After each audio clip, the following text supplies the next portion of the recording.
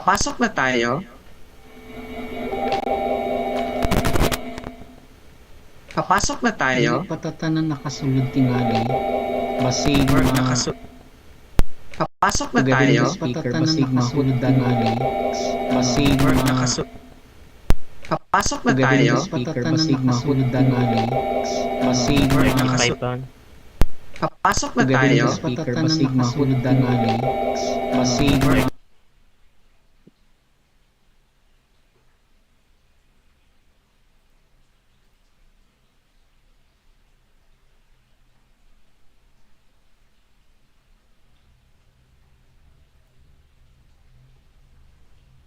So for 36 pa man ang nasa waiting room. This is 300 man ata as set by Doc JP.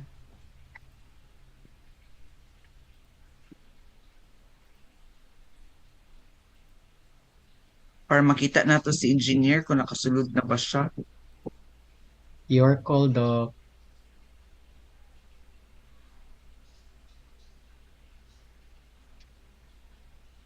Ginamonitor pud nako Doc Archie.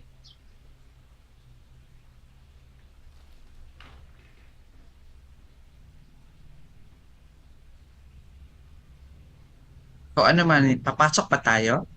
Pasok na tayo?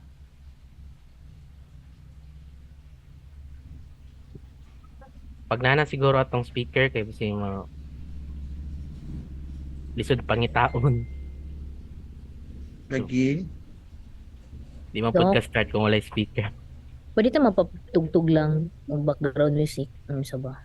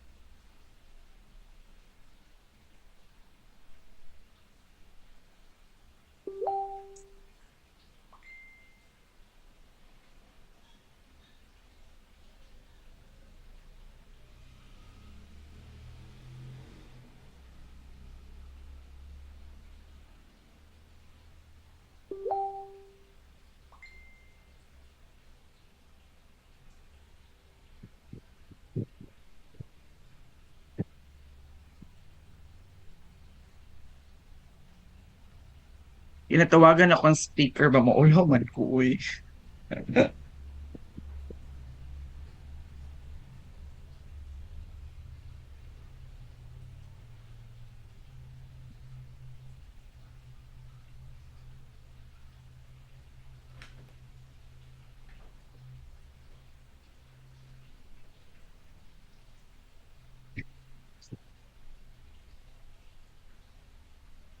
Nag-reply na siya. Wait lang daw sandali.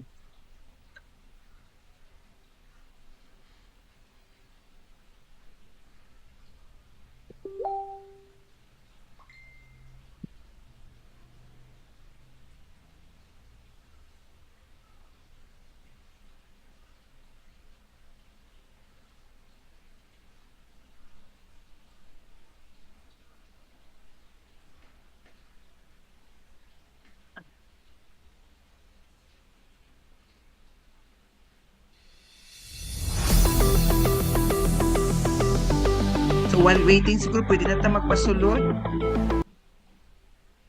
Para pa makita na nato yung pangalan mo, mag-start dayon ta. Naka-record naman ito na sa OBS ni ko ano.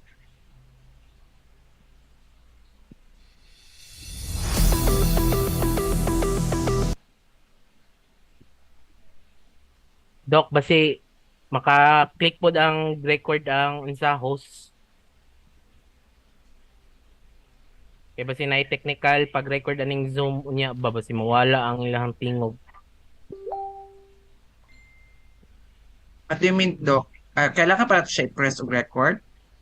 Oh, ang Dili? host para ma-save sa iyang computer. Murag kay Doc JP. Bro, Wala ako ko man check. atang naka... Ikaw na ay pisit day ha. Oo. O sa imuha lang man Naa, na. naa. Oh, sa imuhang computer lang na siya ma-save. Record na lang po diyan. Ay unya na Unya pag-record na na. pag kay taas kayo na, bugat kayo na. Mm-mm. Sige, Para sige. magsugod na, click ang record. So ano man, Update papasok lang, na tayo. 49 nasa waiting room. Thank you.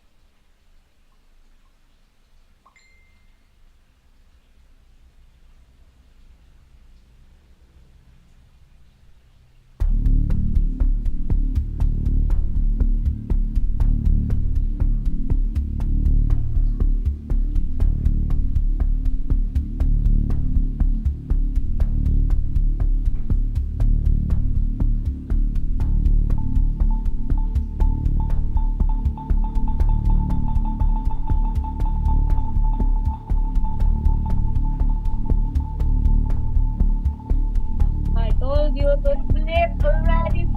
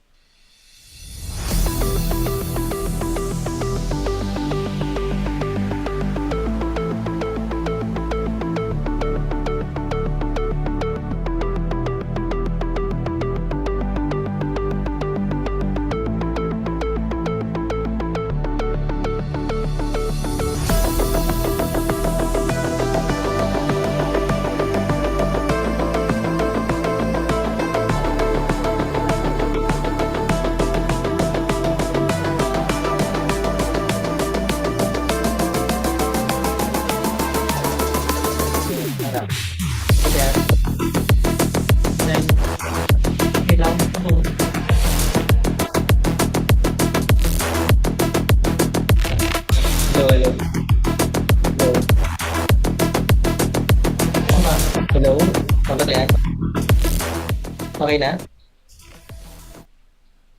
Experience.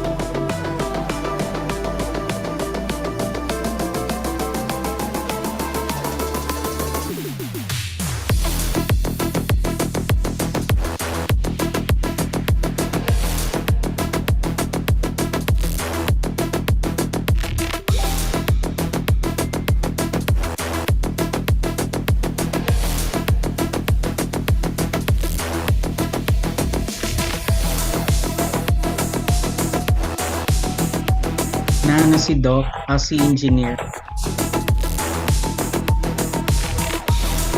Mag-admit na tayo kaya nandiyan na si engineer ha.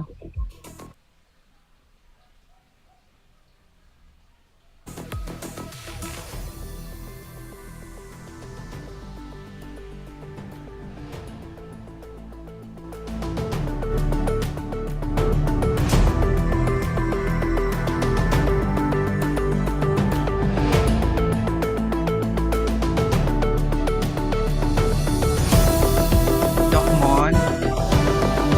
Edmond, Yes anong po. name niya? Anong name niya? DICT, Okay. engineer.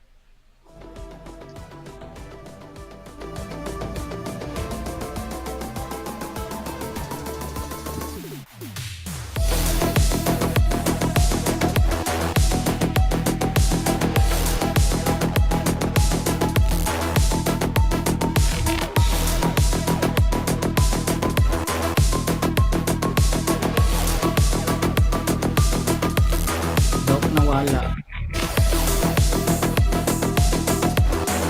Nawala siya.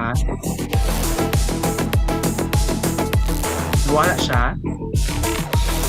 Yes po. Sige.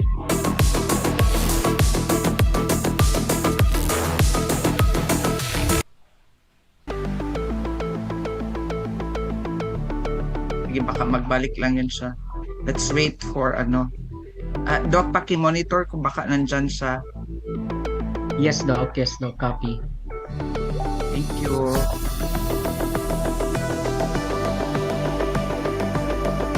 Start na ako ng admit.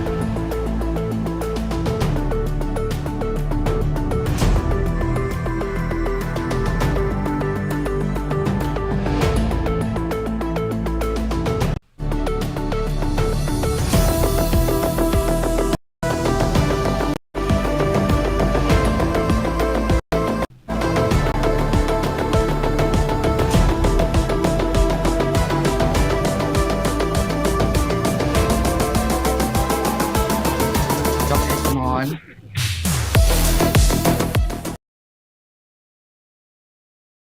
Pa-check ako baka magpasok si engineer. Yes. Sige, Monitoring thank the you. name. Thank you po.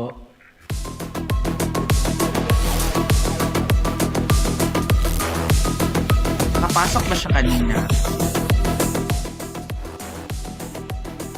Pag-admit na ako, Doc, nawala siya. Baka na signal siguro.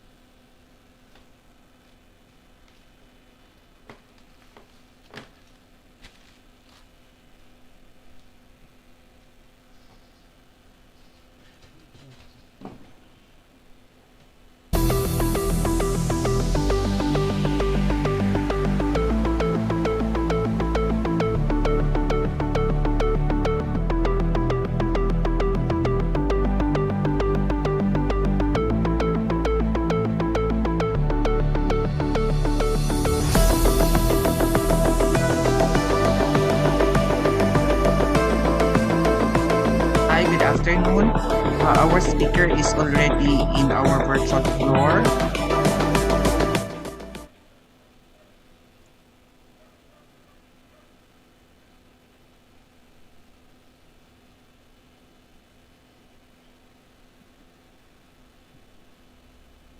Uh, Doc James, can we start now our session this afternoon?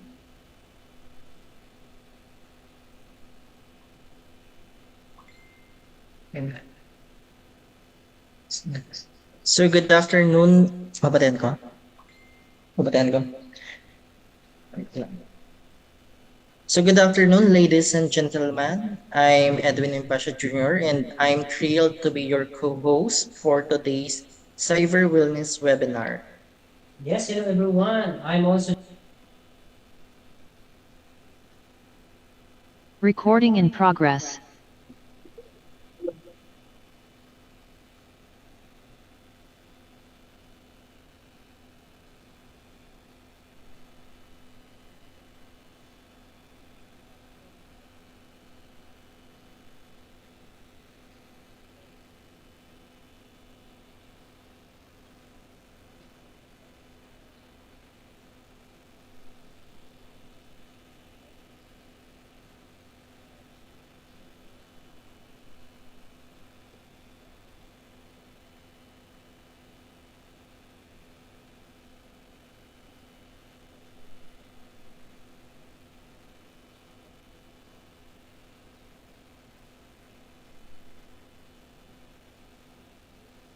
go ahead.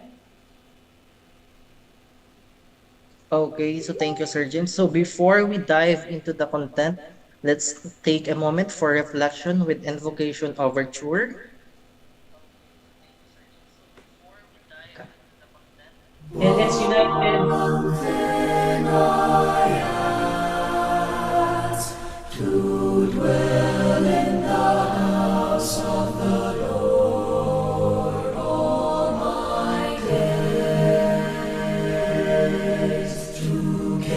On his goodness and walk in his ways.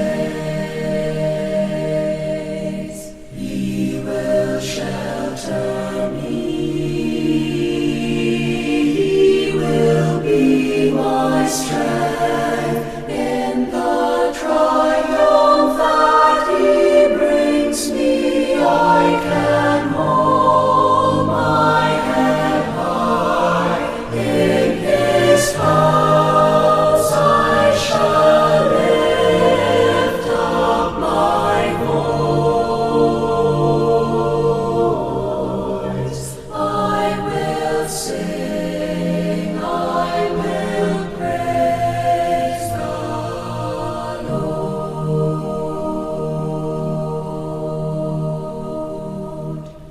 One thing I ask, to dwell in the house of the Lord all my days, to gaze on his goodness and walk in his ways.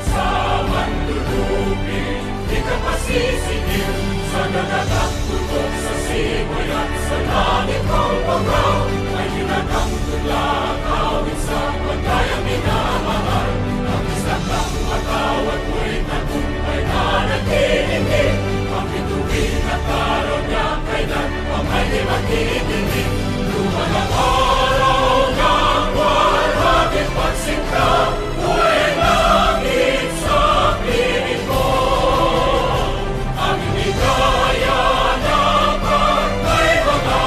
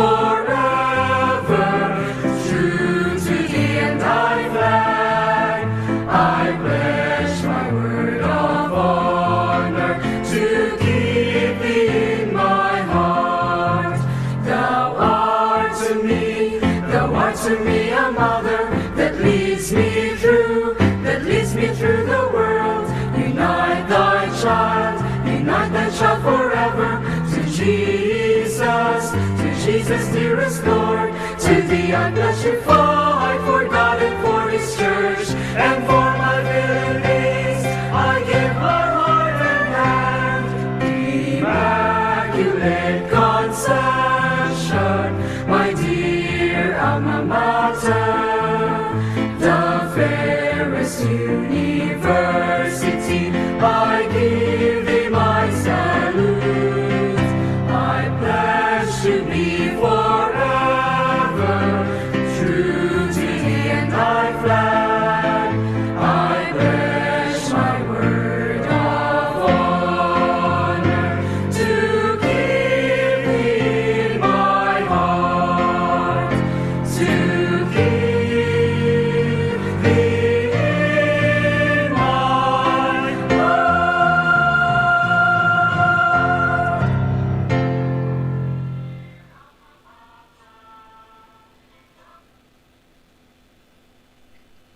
Our journey into the world of cyber wellness officially begins with the insights from the one and only Mr. Edmond Inopia. Without further delay, let's welcome him for his opening remarks. Dr. Rodessa Cascaro, our ever supportive professor, to our invited speaker, Engineer Albert C. Gabriel, which he will be formally introduced later, my colleagues in PhD ITI of the University of Immaculate Conception, Davao City, students, guests, friends, ladies and gentlemen, a pleasant weekend everyone. Praised be Jesus and Mary. I would like to share this quote which I got from the internet. Blowing out someone else's candle doesn't make yours shine any brighter. It is my honor to welcome you all to this half-day webinar as an output of our course requirement in digital citizenship entitled Cyber Wellness. With the emerging trends in technology and the interconnected digital age where technology seamlessly integrates in our daily lives, the importance of cultivating a healthy and secure online presence cannot be overstated. You might be wondering why the title of this webinar is Cyber Wellness. The term cyber wellness embodies the intersection of technology, mental health, and responsible online behavior. How are we when we are all connected to the internet? I'm pretty sure we have different roles that we portray when we are connected to our social media and to the internet as a whole.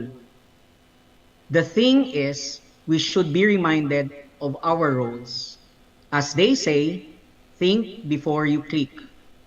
Today, we gather here not just as participants, but as proactive contributors to the critical dialogue on navigating the complexities of the digital landscape while prioritizing our well-being.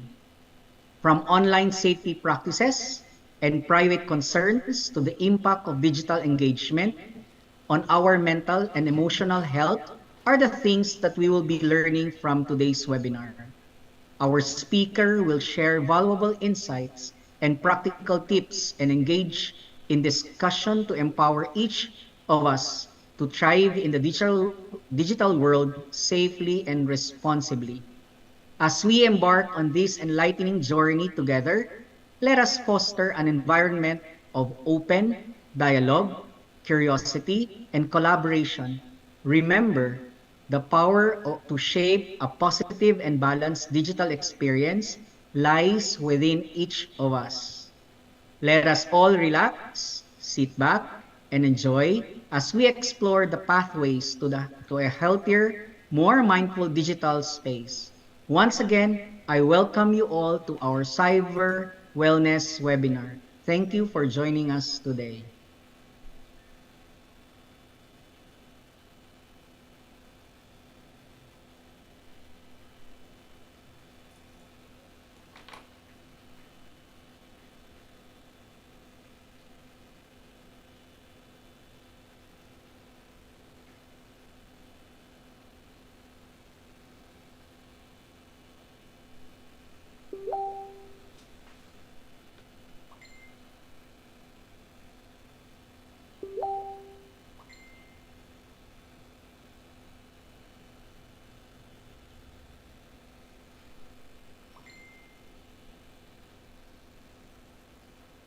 Good afternoon, everyone. This afternoon, allow me to introduce to you our guest speaker. Our guest speaker for this afternoon is Engineer Albert C. Gabriel, is a highly skilled electronics engineer and information technology officer, one with a wealth of experience in the field. He is currently working for the Department of Information and Communications Technology, or the ICT, in the Philippines, where he serves as a focal for several bureaus and programs, including the ICT Literacy and Capacity Development, Tech for Ed program, ICT Industry Development Bureau, and Cybersecurity Advocacy. Engineer Gabriel's passion for electronics and communication engineering started during his undergraduate studies at the University of Southeastern Philippines, where he earned his Bachelor's of Science degrees. He later pursued a master's degree in public administration, earning 24 units from the same university. Engineer Gabriel has held various Sound positions check. in the field of electronics and communication engineering, including Engineer 1 and 2 at the DOTC Telecommunications Office Central.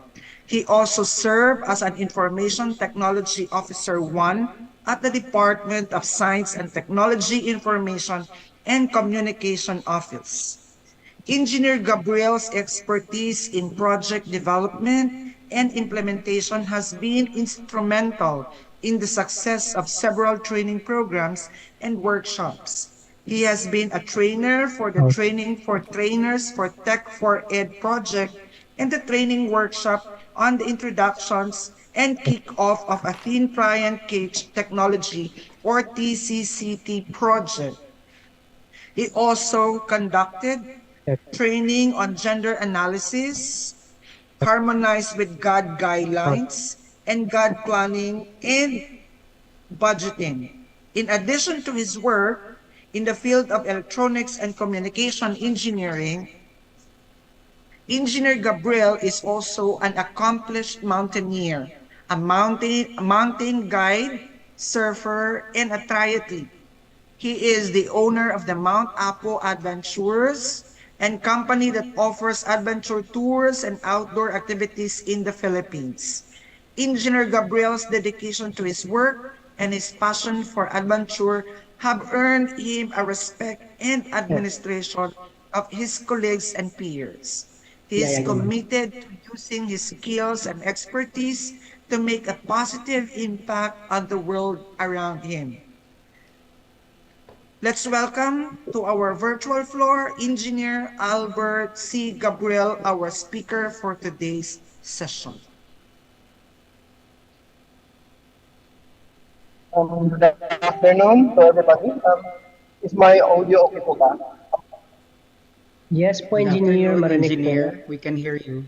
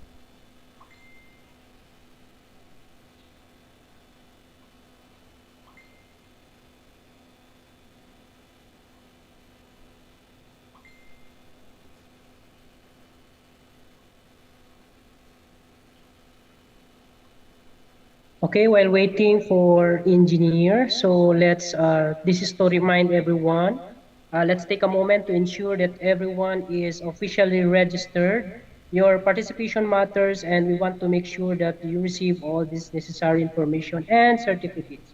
Now, there are two convenient ways later for you to register your attendance. First, there is an option through chat box, which you can find on the right side of your screen. In the chat, you will find a link to our attendance registration form. You just simply click on the link, fill in the required details, and of course, later we will going to display the QR code. Thank you, and Sir Engineer.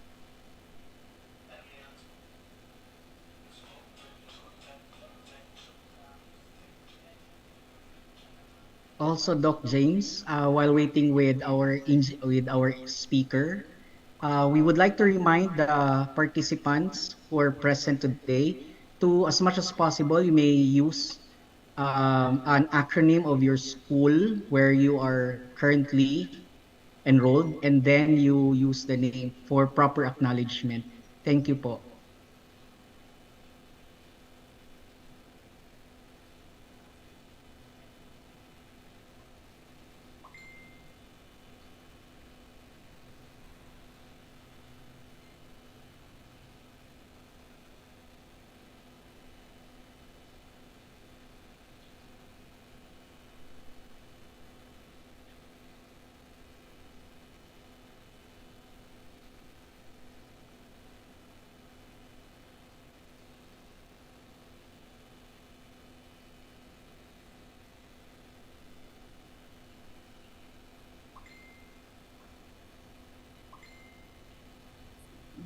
Hello, good afternoon.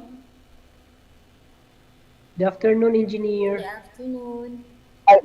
Okay, good afternoon. Am I heard, sir? Okay na? Yes po, Engineer. Okay, thank you very much. And, good afternoon to everybody, no? So, first of all, I would like to use this opportunity to give thanks to the organizers of this webinar, and also to Sir Archie who touched base in their office for having me, as your speaker for this cyber wellness webinar. So, sir, is it possible for you to share the screen for my presentation? So we can start.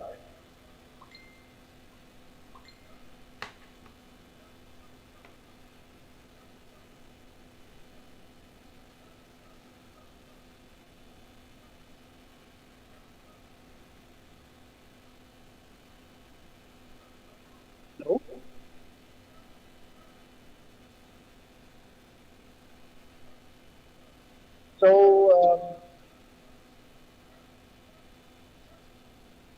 So, basically, we'll be discussing, no, as to my presentation, we'll be discussing Republic Act 10173 and Republic Act 10175, which is Cyber Crime Prevention Act of 2012, and Data Privacy Act of 2012, which encompasses the topics that we will be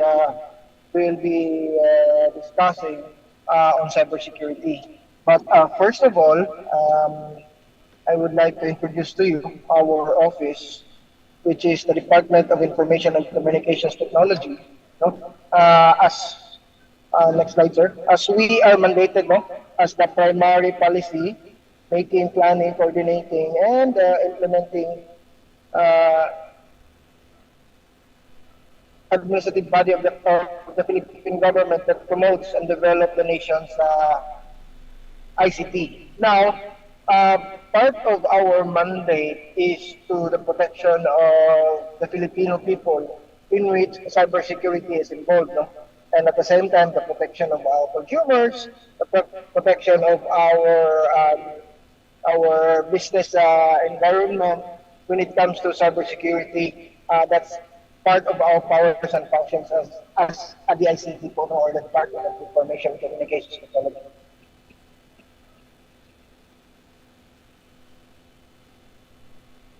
Next slide, sir. So if you're going to look at it on the slide, next slide. So the,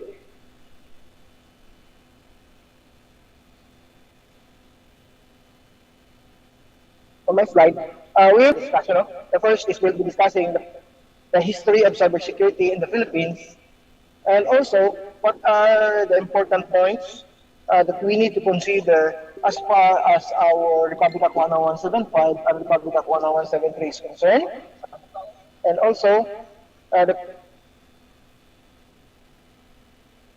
Philippine security and data privacy basic concept that we're going to implement on how are we going to accept, no? Or how are we going to implement cybersecurity within not only within the organization and as an individual, no?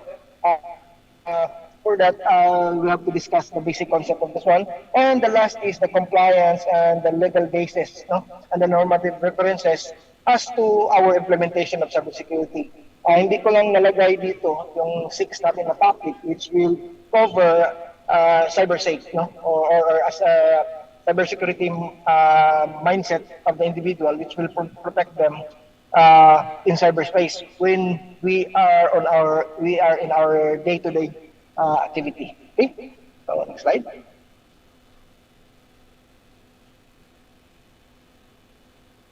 So as to last August of 2023, no, there are 116.5 million people in total population of the whole country. And if you're and also the users of the internet is 85.6 million. So more or less, nandun na tayo sa mga around 75% of the population that are using internet on any devices. And we have 84.45 million active social media users. And at the same time, on an average time, the people in the country are spending 9 hours and 27 minutes, no, in the internet. So basically, we sleep lesser than we spend our time to the internet. And at the same time, we are using 3.3 of that hour, or 3.3 hours and 30 minutes out from the 9 hours and 27 minutes using the internet. We are using that for our social media. And that makes us also the number one social media user in the whole world. Slide. So with that landscape, still the Philippines is continuing to be among the top 5 targets in the global cyber criminals. So I don't know if how many texts or how many messages since nagising kayo kanina until today, until at this moment, no? How many messages you received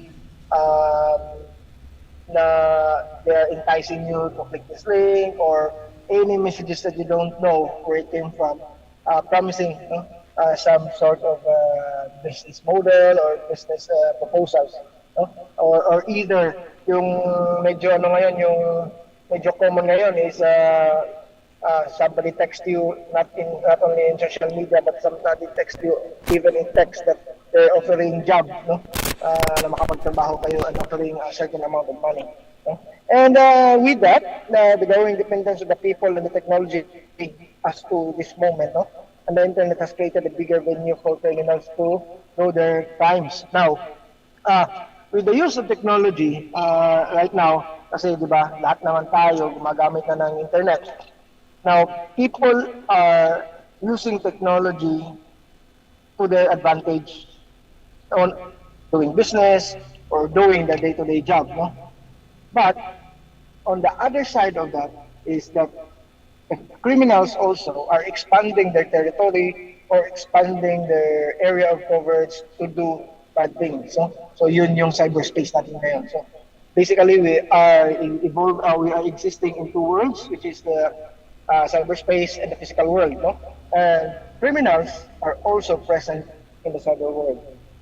Now, the recent cyber threat attacks, no, that we are experiencing right now, I will just give you some of the examples, no, in the international arena, no. Kung na-remember ninyo, 2015, Ukraine, no, was the first power grid that was attacked by a hacker, and it disrupts the commercial power in that country at that moment.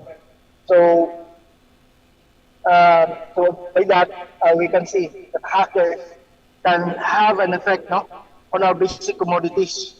Uh, Imagine our water system will be hacked, no? But based on that, 2015 pa lang, meron ng mga ganyang mga attacks on our basic needs. And 2016, if you remember, the Bangladesh heist, no, in which our country was involved, no, on that setup. And then 2019, nagkaroon ng DDoS attack on Telegram. During the time, the protest was there's a protest in Hong Kong at that time, no, kasi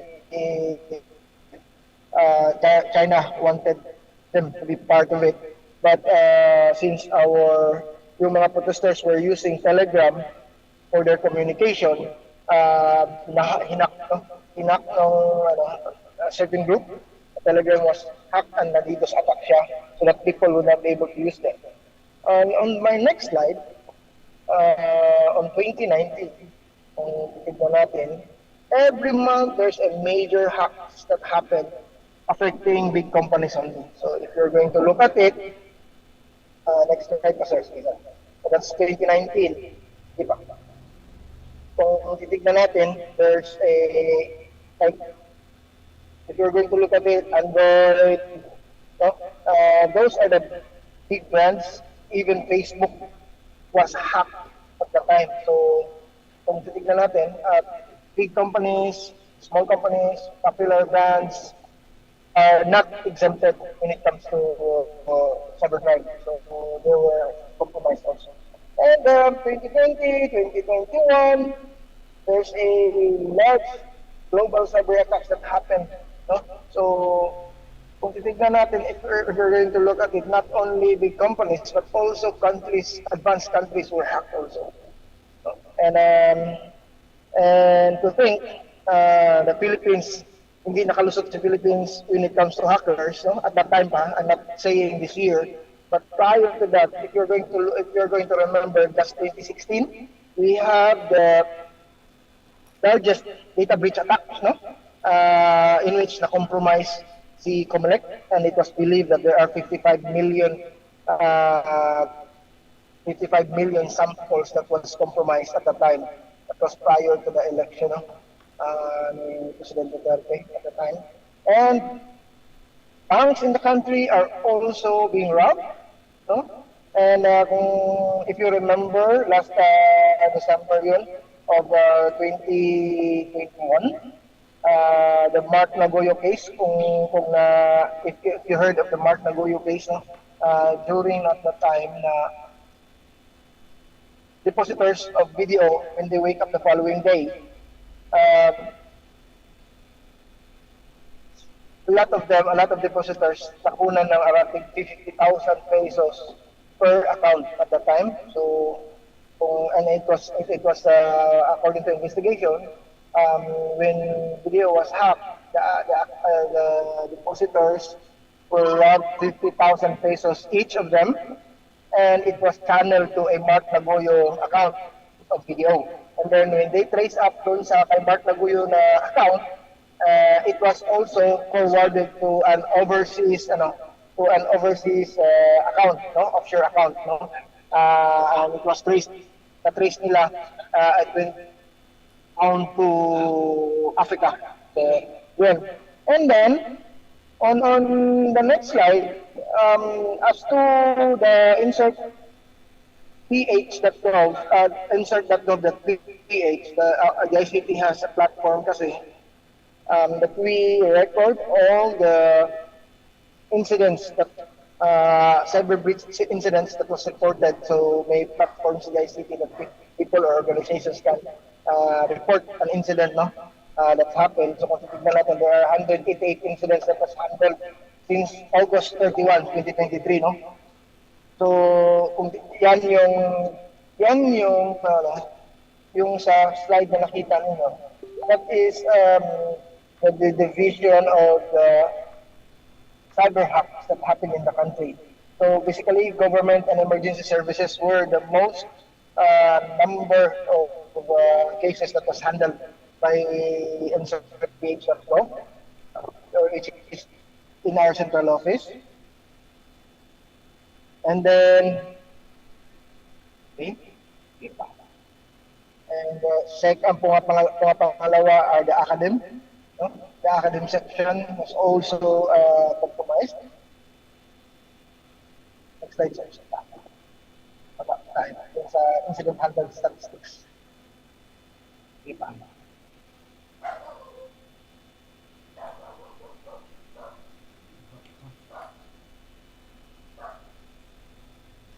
Okay, next slide.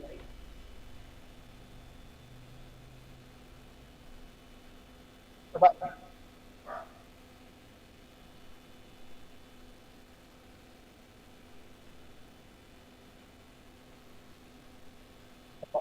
so anyway, guys, if you wanted to have a copy, no, of this slide, I have already provided it to Sir LG, so you can have it as your reference book. See ba? Next slide, sir. Ba?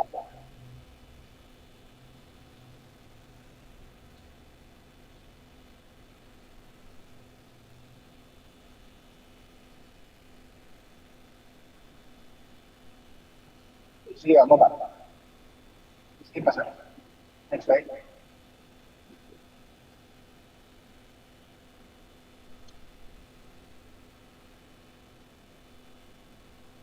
And then, the third on the statistics that we have collected is the individuals that was hacked, individual accounts that was hacked, no? So, and then telecommunications, and then business processes outsourcing. So, nandyan yung statistics natin. This is from January 2023 up to, no, this is only for the month of August that we handled, no, for our platform for the National Computer Emergency Response Team.gov.ph. Slide. So, why is it that there's always, like for example, why are we asking, why is this happening, or why is cyber crimes exist? It is because, on my next slide, you will see the global economy on cybercrime costs 10 trillion per year. And then phishing attacks, no, in the US cost more 1.48 billion per year. So this is the average cost that was spent by big companies in cybercrime. And also, when it comes to ransomware, which is very common, no, this year, especially to the government offices na attack, no, na ransomware, more than 111 million of ransomware payment that was done, and cybersecurity market generates up to 40 billion per year in revenue. So there's a market that hindi ako nag-promote, but there's a market on that. Then is that those professionals who are choosing cybersecurity as their career path, no, is a very promising one. Kasi as of the moment, the Philippines is lacking of cybersecurity professionals. And at the same time, cost of a business is at an average of 3.6 million to deal with the impacts of phishing attacks. So, titignan natin, there's a lot of amount that was involved. And on the next slide, you will see that 95% of the data breaches are caused by human error. And 94% of that caused by malware was delivered through email. And ito rin ang pinaka-masakit because On all the cybercrime that was committed, 56% was done or is brought out by either current or former employees within the organization. So yun yung causes ng cyber attacks. So, okay pa po ba tayo, sirs? Ma'am? No? Yes, That was engineer. the landscape of cybersecurity in the country right now.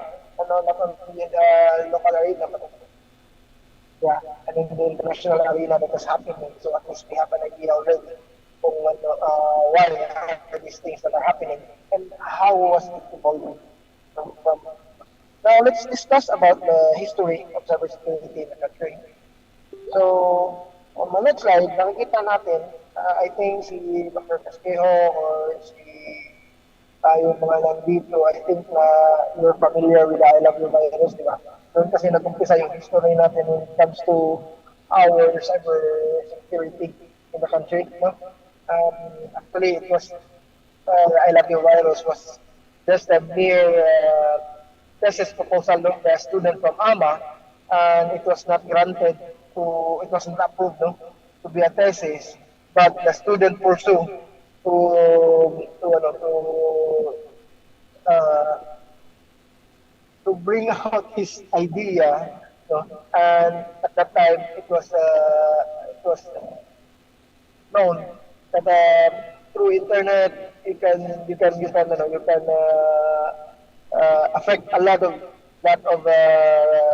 machines or a lot of companies, no? Not only locally but internationally at the time. So that is why it paved the way to the creation of our Electronic Commerce Act of year 2000. No? And then, nagkaroon na tayo ng Cert PH on year 2000, no? Due to the Budapest Convention, no? And we were part of that Budapest Convention that committed to battle cybercrime. And then, 2003, nagkaroon na tayo ng computer crime section in our Philippine National Police. And then, the first conviction of our e-commerce law was in 2005. And then, tumaas yung growth ng cybersex and child trafficking cases, no? The year 2000.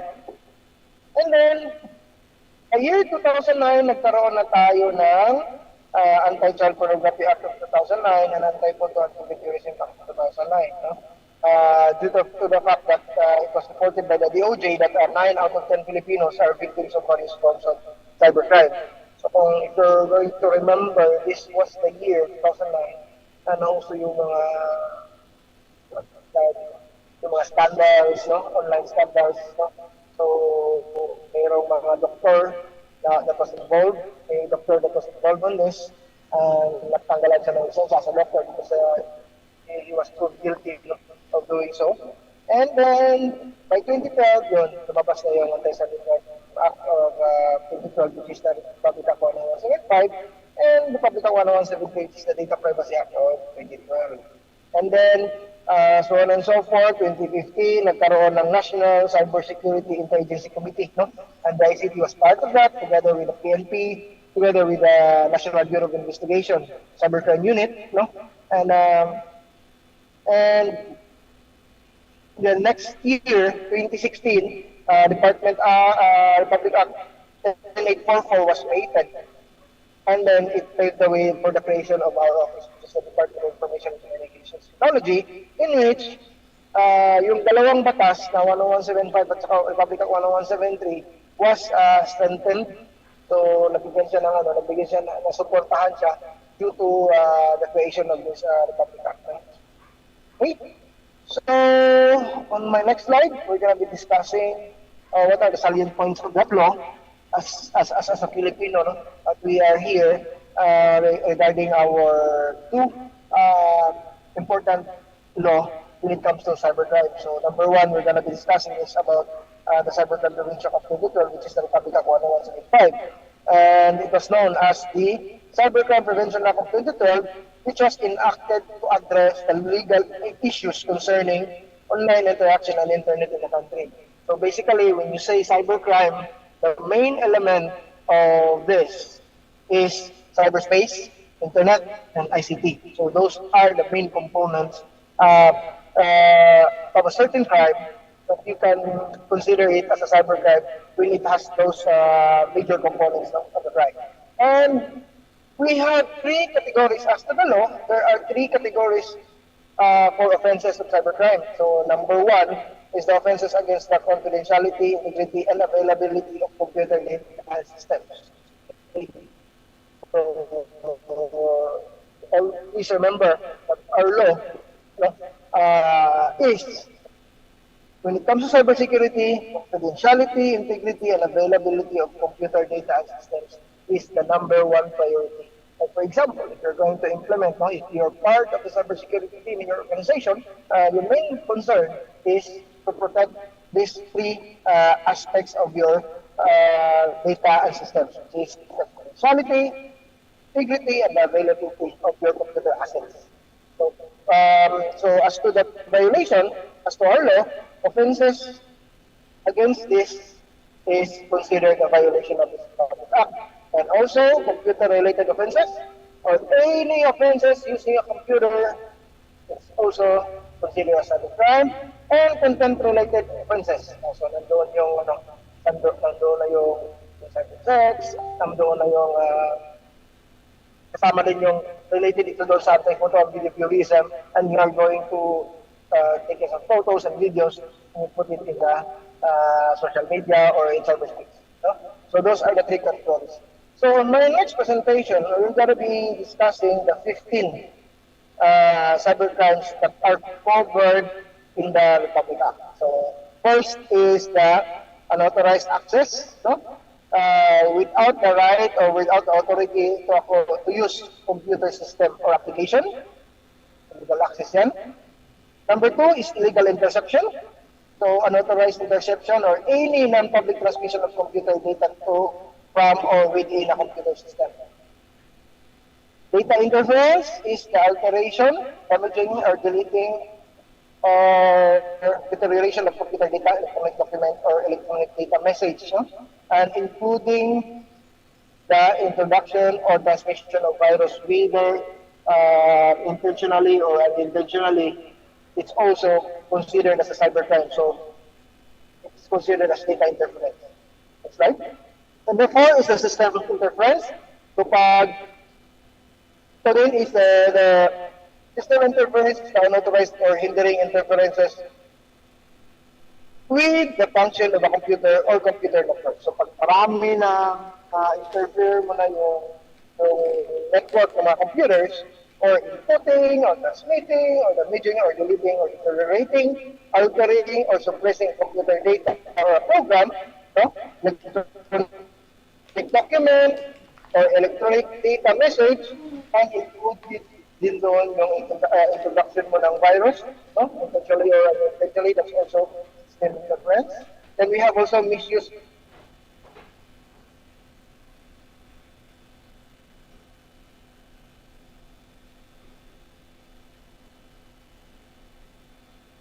of device. It's also importation, distribution of that for the purpose of committing any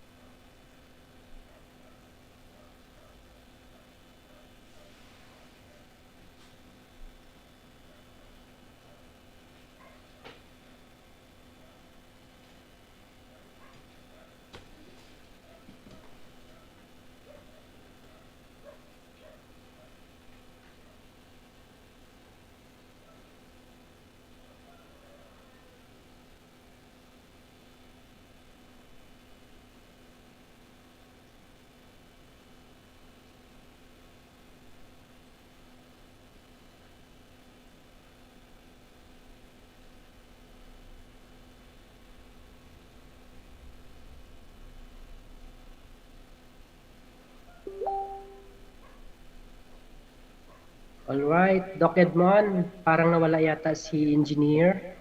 Yes. So, how's everybody? By the way, we would Hello? like to acknowledge our the presence of our professor, Dr. Rodessa Cascaro. Good afternoon po, Doc. Welcome to our webinar. Also, we would like to acknowledge the presence of our students coming from Philippine Women's College of Davao. We also have from Pilar College of Zamboanga City Incorporated. Same with Sultan Kudarat State University coming from different campuses. I don't know if how many campuses they're here. And also we have the MCTI, that is the Marvelous College of Technology Incorporated of Coronadal. So once again, welcome and thank you very much for joining this afternoon webinar. Okay, Sir James? Okay, sir. We can continue now. Kaya na po. Yes, Doc. Okay. Yes, Engineer. Opo. Okay. So, saan na ba ako? Number 6 or number 7? Where did I stop? Okay. So, we'll just go back to computer-related forgery, no? So, for computer-related forgery, it's very common that we embed, no? Somebody's signature. But right now, meron tayong digital signature that was provided as part of the main service ng the ICT, that they provide this digital signature to individuals, in which yung mga digital signature na yon is a certified signature, no? And we provide it for free, so anybody can apply for it. Just keep in touch with the ICT para, like for example, yung ganito na situation, no? Maiwasan yung forgery na using computer without signature, especially if you are going to if you're going to submit documents, no, legally. And also, meron din tayong tinatawag na computer-related fault or unauthorized input, alteration, or deletion of computer data or program or interference in the functioning of a computer system, causing the damage thereby with a fraudulent intent. That's right. Meron din tayong, we have also on the number 8, we have computer-related identity theft, which is very common then. No? A lot of people were scammed by this, and a lot of people are also, what we call this one, a lot of people are using computer by embedding a certain ID, di ba? Alam, mas madali na lang gumawa ng, kung gawa ka ng fake na ID, it's very, very easy using computer. But yeah, it's part of the, it's part of cyber, considered as cybercrime when you do this.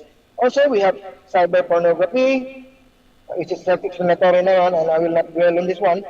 And also, cyber squatting, and cyber sex, and also cyber libel, no?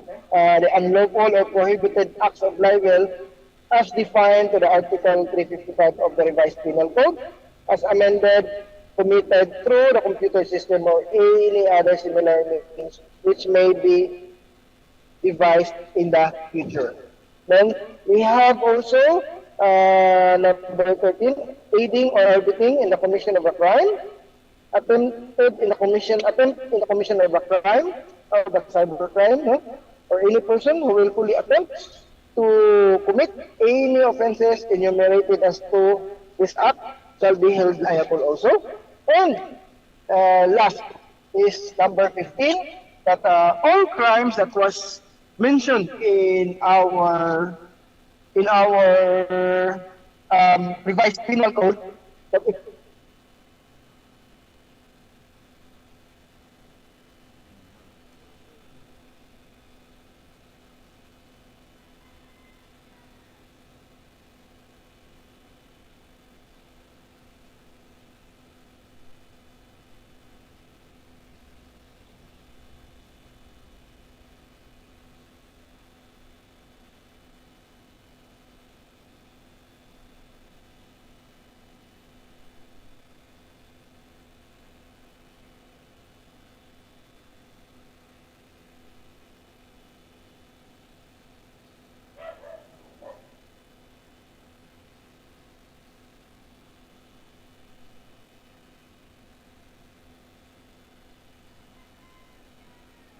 All right, Sir Edmond, nawala yata si engineer.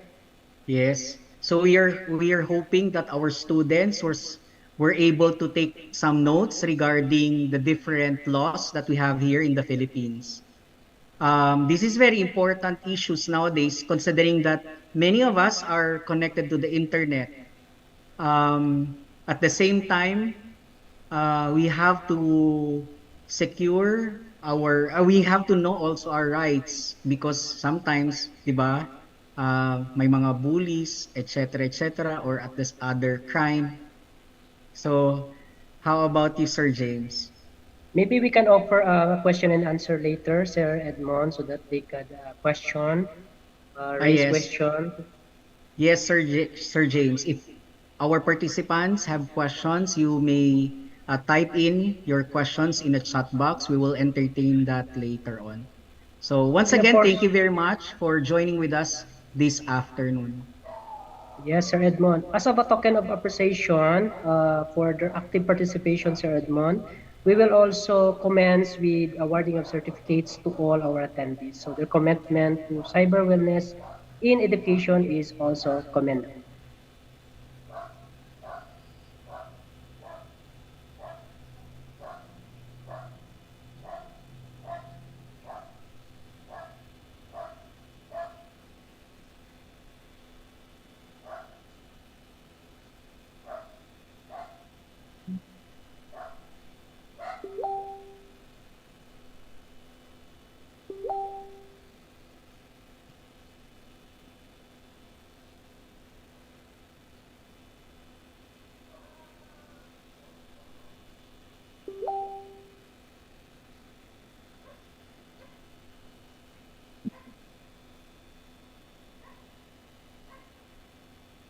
Okay, apologize to the technical, no, may konting technical issues with regards sa ating webinar. So I hope that everyone is okay. So while waiting to engineer, so Sir Edmond, meron ka bang gustong idagdag sa Yes, Sir ating... James, because as of the moment, we are 191 participants Wow, in this webinar. So once again, thank you very much for joining this afternoon session. May mga nag-join pa po, Doc James. The number is yes. still increasing, so thank you. And again, once again, we would like to acknowledge our professor, Dr. Rodessa Cascaro po. Welcome po, Doc, and to my classmates.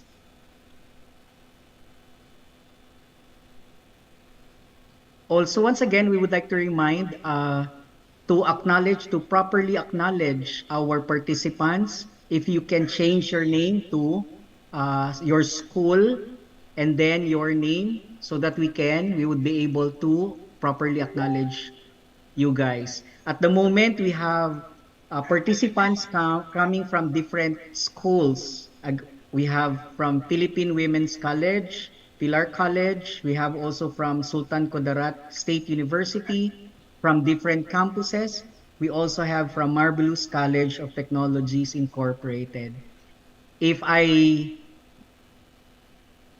miss somebody, so please just comment in the comment section so that I would be able to properly acknowledge you guys. Thank you very much.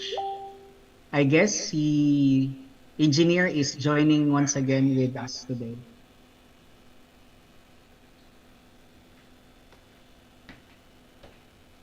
Sir Edmond, we also announced that we are also live in the Facebook and the YouTube. Yes, Yes, Sir we are live. James. Yes po.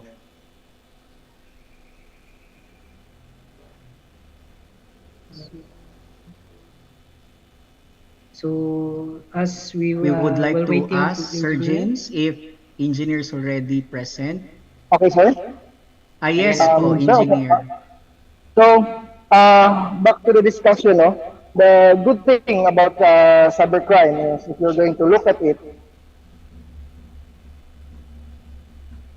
if you are proven guilty of cybercrime, the good thing about it's not a good thing, but like when you will be prosecuted and then you're found guilty of a cybercrime, on my next slide, this is the best thing because the penalty and the what do you call this one?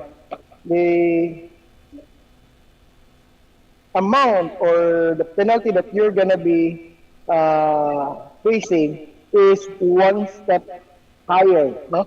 1 degree higher to the appropriate penalty that was stated in the revised penal code. So medyo mataas-taas yung penalty natin if the crime that was committed is cybercrime. Like for example, cyber libel per se.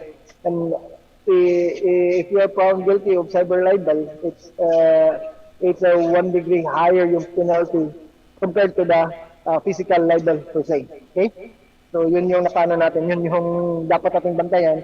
Now when we will be charged of cybercrime, always think that the penalty, no, as the revised penal code was stated, is 1 degree higher. Okay? So next slide. So that's the salient point of our law in cybercrime.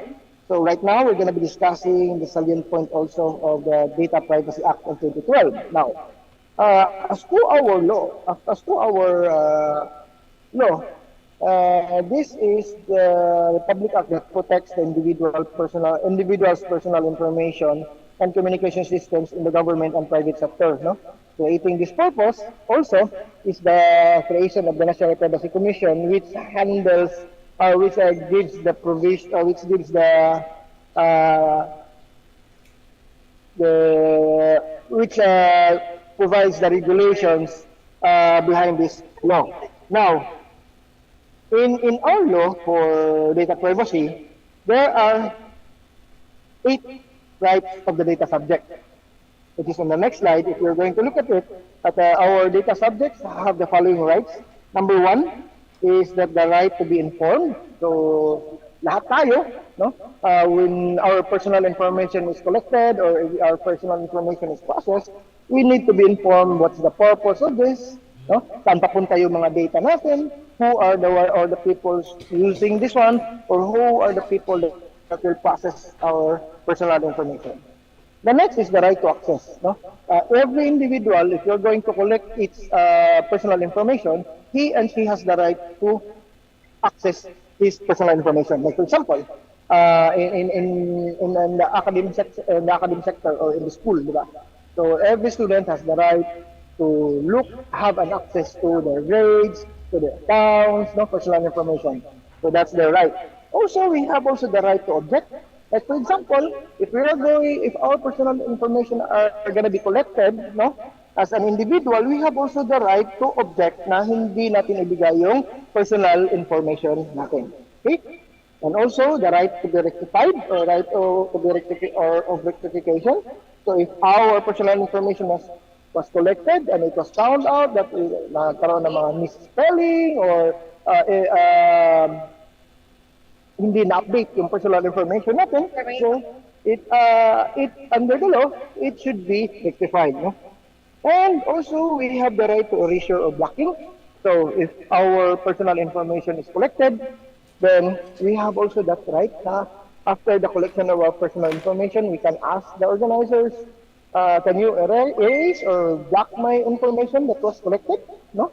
And also, the right to damages if we are provided misinformed tayo or unupdated yung mga address natin, no? So we can also have that right. And also the right to data portability. Okay. When we say data portability, it is the availability of our personal information, that we can access our personal information in any platform, especially if it's online. So like for example, if you're going to look on your account in GSIS, or if you're going to look at your account on Facebook, and then you will be able to see your profile, diba?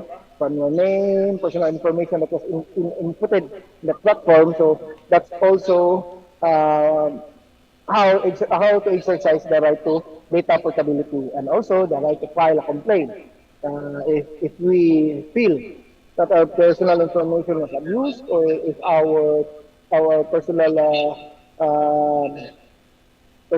information was mishandled or processed inappropriately, or we feel that it's a violation of our personal information, then we can also file a complaint. And we can file a complaint in the National Privacy Commission. Okay? And basically, our Data Privacy Act of 2012 is ano siya, it, it circles around the data life cycle, no? So kung titignan natin the data life cycle from the creation or collecting personal information, going to the storage and to the transmission of that data, then using and distribution, then how long you're going to retain it, and how are you going to dispose and destroy it. So basically, uh, there's a procedure on how are we going to collect as to the law, no? Lawful dapat yung pag-collect, pag-transmit, paggamit ng data, personal data, and pag-store nito on our servers or in our data centers, and pag-destroy ng data. So, on my next slide, nandyan yung mga violation, nandun yung penalty if we found guilty on the following punishable act, no? So basically, from the collection of personal information, if unauthorized yung pag-collect natin and it's inappropriate or hindi anong tawag dito? If hindi there's no what do you call this one? There's no evident reason why we are collecting personal information, then it's unauthorized, and this is the penalty, no? So from 18 months to 5 years. So and also unauthorized processing of personal information or records, nandyan din, and then nandyan din yung fine niya, no? It's on the collection pa, ha? Pag-collect pa natin ng personal information, there's already a violation, then that's the penalty.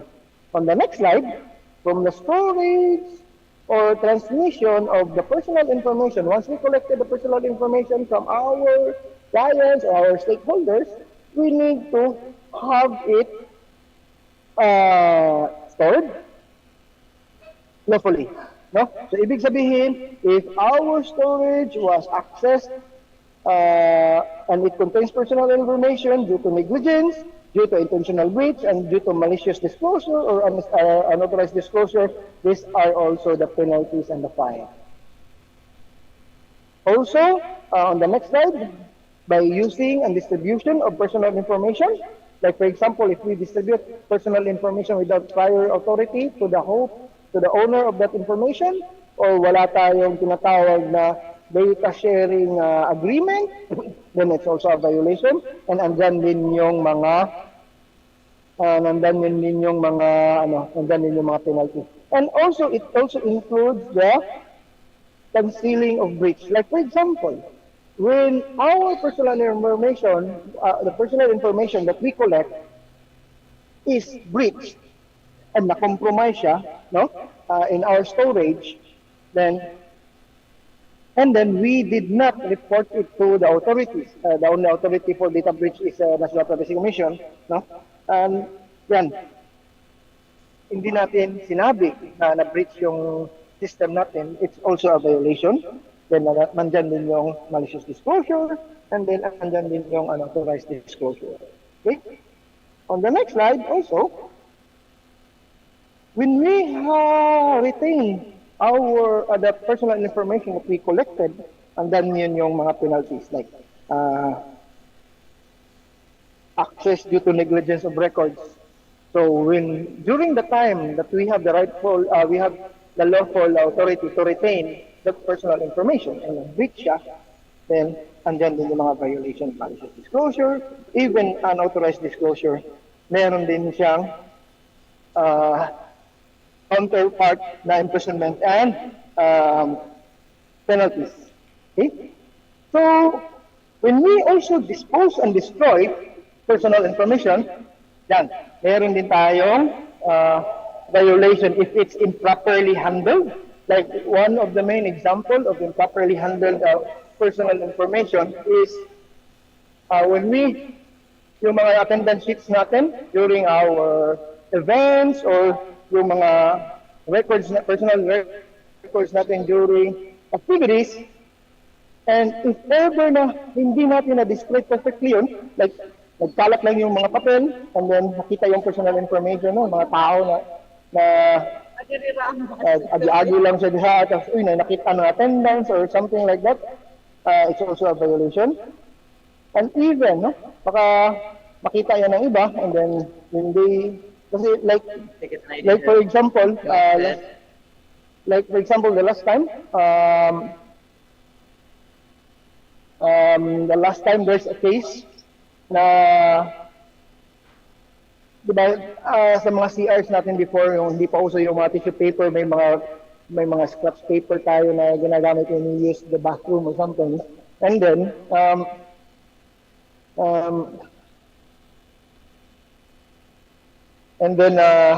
pag may nakita tayong records, di ba? Parang babasahin natin yan na parang comics na yung mga pangalan, mga ganun. So those are examples of negligence on our part that we how we dispose and how we destroy those data.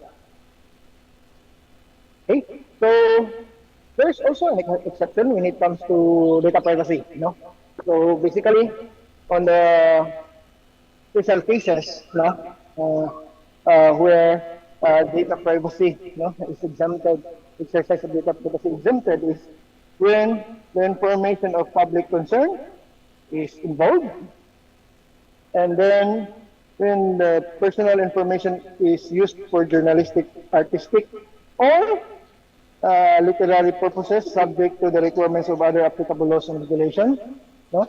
And also for the personal information for research purposes, personal information for necessary in order for a certain government office to handle its mandate. It's also one of the exemptions. And also if information necessary for banks and other financial institutions to the extent of necessary to comply with applicable laws. No? So, titignan natin yung mga, di ba, maraming mga court hearings that involve personal accounts. No? Yun, pwede din yun. The only thing lang when it comes to exposure of this personal information is if it's involved that the government, it's what they call this one, to carry on the mandate or the function of a certain office when they collect that personal information. So yun yung this law natin, and that's the exemption. So on my next slide, we will be discussing the cybersecurity basic concept. So we already have a background of if we are going to recap, we already have a background of Philippine landscape when it comes to cybersecurity and data privacy. We already have the law, dalawang laws natin, what are the violations and what are the things that we need to consider. And right now, we're going to be discussing the next topic, which is the Philippine cybersecurity basic concept. So as an individual or as an organization, we're going to be discussing how are we going to implement cybersecurity. Okay? So as to the definition, cybersecurity is the state of being protected against the criminal or unauthorized use of electronic data or the measure taken, no, to achieve this. And at the same time, according to ITU or International Telecommunications Union, it was defined as the collection of tools, policies, security concepts, no, security safeguards, guidelines, risk management approaches, actions, trainings, best practices, assurance, and technologies that can be used to protect the cyber environment of an organization and users' assets. So if we are going to look at it, why are we implementing cybersecurity in our organization? So number one is the main reason why we implement cybersecurity is that because we have cyber asset or we have cyber environment with our organization. So kung ayaw natin na mag-implement ng cybersecurity, no? Then we have to go back to the dark ages, no? In former times na nag-manual yung times na gumagamit ng tayo ng papel on our records and we're not using technology. So, and when it comes to cybersecurity, if we're going to look at it, in a certain organization or a certain individual, may I ask if who are the people that are involved in cybersecurity? Do you have any idea po? May I have pwede nyo ring ano sa chat box? Pwede nyo, pwede nyo ring isulat sa chat box if you have an idea who are the people that are involved in cybersecurity. Anybody po?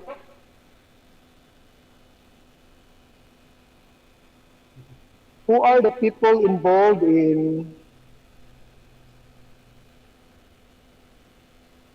cybersecurity in our organization? Now, in our organization, so kaya National Bureau of Investigation, I have security consultants. Ano pa ba? Do you have any idea pa? Who are the people? Our analysts within the organization? Security researchers? More? So, basically, lahat kayo ay tama on this one. Programmers, cryptographers, lahat kayo ay tama, no? But, siguro, lahat ng answer ninyo, i-combine natin yan lahat, and those are the people involved in cybersecurity. Even our janitor is involved in cybersecurity. Like for example, our janitors, pag naglinis sila doon sa server, di ba? So dapat they have to protect the data that we have, no? Kasi baka pag nag-map sila na natagusan ng tubig yung mga servers natin, then nagkaroon tayo ng malfunction ng ating mga servers, then we cannot use our systems anymore. So those are some of the examples. So basically, in a certain organization, everybody is involved in cybersecurity. Okay, next slide. So in implementing cybersecurity in our organization, these are the three pillars that we need to consider. Number one is people, then technology, and policy. So the implementation of cybersecurity in our organization, these are the three main components that we need to consider. And yun nga, on my slide, no? Your cybersecurity is as strong as your weakest link. So it was found out that it's always in a certain organization that the weakest link in a certain organization are people. So it's always like that. So that's why we need to involve people in implementing cybersecurity in our organization. Next slide. So, next slide po. So when it comes to policy in our cybersecurity implementation in our organization, we need to have a clear policy. Like for example, one of the main we have systems, di ba? In our organization. Meron tayo ano ba yung mga systems na ginagamit natin? Like for example, HRMIS, or we have our enrollment system, di ba? Like for example, on that one. Our enrollment system should have a guidelines or policy on how are we going to use it as part of our cybersecurity implementation. Because you need to have an established clear guidelines and procedures for the operation and the use of your organization's information technology. So may mga guidelines yan. So one of the policies that you need to consider is the hierarchy of access to our systems. So hindi lahat puro admin, hindi lahat puro encoders, hindi lahat puro programmers, no? We can access to our cybersecurity asset or our system. Kasi dapat naka-hierarchy din siya, no? So like for example, may mga incident kasi, may mga situation kasi, like for example, yung mga systems natin na ginagamit sa office, and it's always common, no? Especially in the government offices, na yung admin password ng systems natin, in which supposedly that only few people have that access, no? Minsan binibigay natin sa mga subordinates natin, so lahat tayo alam kung ano yung admin password to one of our systems. So there should be a clear policy on that, na hindi lahat, no? Kasi yung passwords ng admin password natin is nag-password pa tayo, in which ang lahat naman is alam naman nila, no? Lahat nakakaalam kung ano yung password, but mag-password pa tayo. So it's good as that. So, and our technology and our implementation of our cybersecurity precautionary measures is useless without a policy. Next slide. Then we tackle about the technology. So part of the second pillar of implementing cybersecurity is the technology, in which it is the defense of in-depth layered strategy that includes technical, organizational, and operational controls. So when we say technology in cybersecurity, those are the operational and the technical controls that we provide in our organization. For example, one of the technical controls per se lang, like for example, our laptop as our ICT asset. No? What are the things that we need to, what are the main technology that we implement to be for our asset to be protected? Diba? So one of it is uh, antivirus, firewall. No? So those are some of the types of technologies that we need to consider, that we are examples of implementing technology in our cybersecurity asset. Then next is people. So all the member of the organization, when we implement cybersecurity, they need to be aware and they need to know, no? And they should have the capacity, or they are capable, or they are aware on the cyber threats that is at hand. Like for example, one of the main thing that we need to do is the adoption of cybersecurity mindset for our individuals, or yung tinatawag natin na zero trust, no? For example,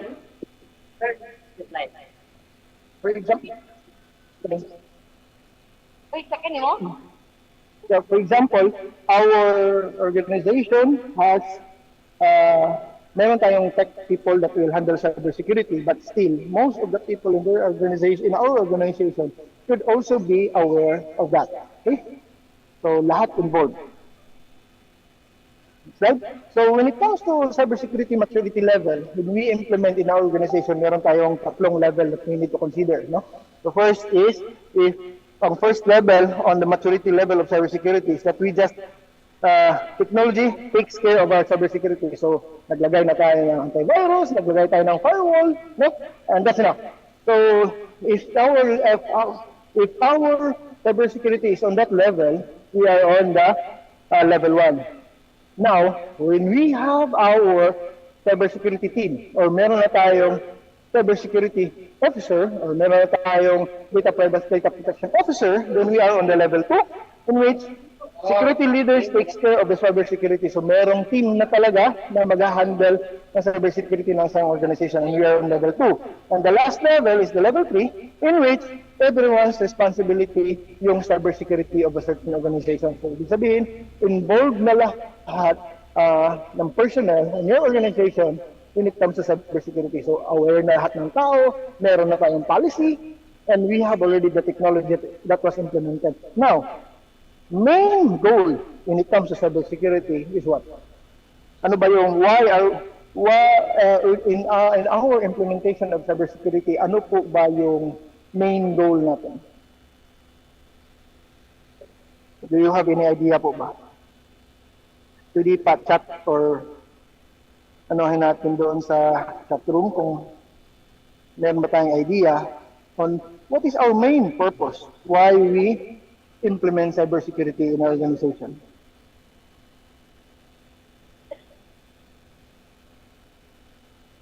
To protect ourselves from cybercrime.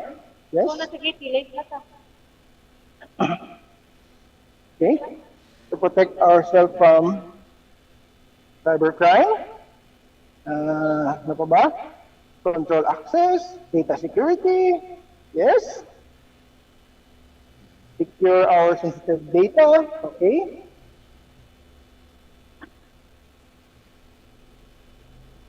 Ano pa ba? Okay. To protect our clients and organizations. If we're going to look at it, diba?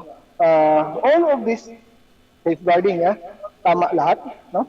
But if we're going to look at why we have, kung titignan, if you're going to look at our law, on cybersecurity law, titignan natin, no? Diba, meron tayong violations. First category of our cyber crime act is what? Is violation of confidentiality, integrity, and availability of computer systems, di ba? So, yun din yung purpose natin. We have to protect. Why we implement cybersecurity is we need to protect the confidentiality, integrity,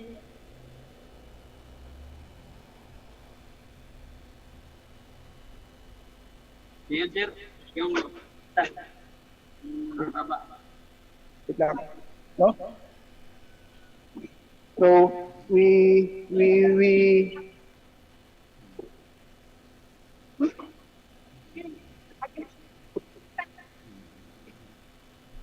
So, we need to, we need to protect that, we need to protect our asset when it comes to that. So, integrity, confidentiality, and availability. So, it would boil down to the concept that we implement cybersecurity because we want to be resilient. No, there are no such thing. Any security approaches is not 100% impenetrable. So we have to adapt that. Yun yung dapat yung mindset natin na when we implement cybersecurity, hindi sa dapat yung target natin is not to be, what we call this one, wait lang po, dali not to be penetrated. But the main purpose is, but the main purpose is to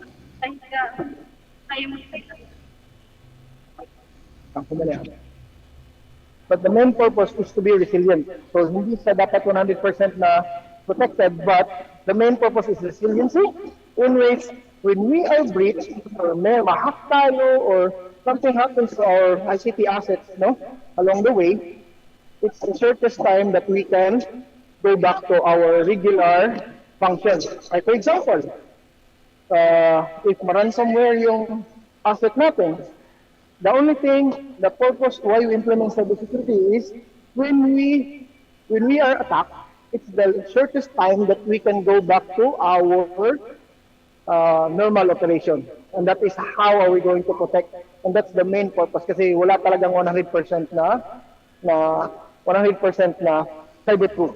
Okay? So, the people on this organization, on this webinar, hopefully, no, you will be able to conceptualize na there's no such thing as 100% cyberproof. So, okay. So, next slide. So, when it comes to, that's the concept of cybersecurity. And then now, let's go to the concept naman on data privacy. No? The basic concept of data privacy. So, as to our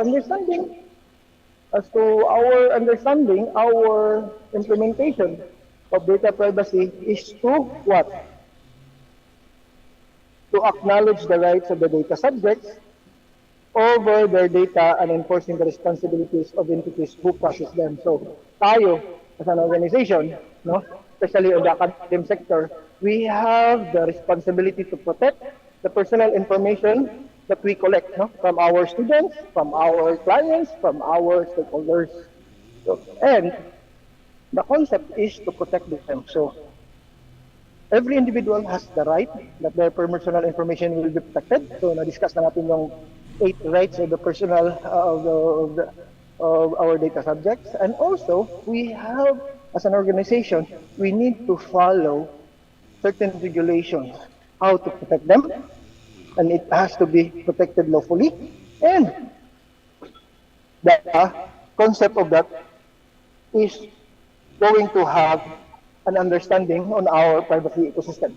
So, ibig sabihin, tatlo yung involved nun when it comes to data privacy concept of our data privacy, no, implementation ng data privacy of our organization. Okay? So, wait lang. So, in our privacy ecosystem, we have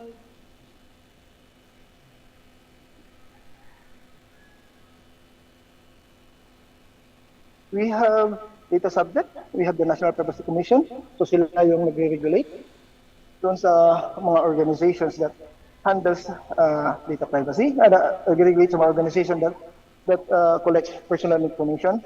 And also, tayo as an organization, that's our privacy ecosystem. Slide.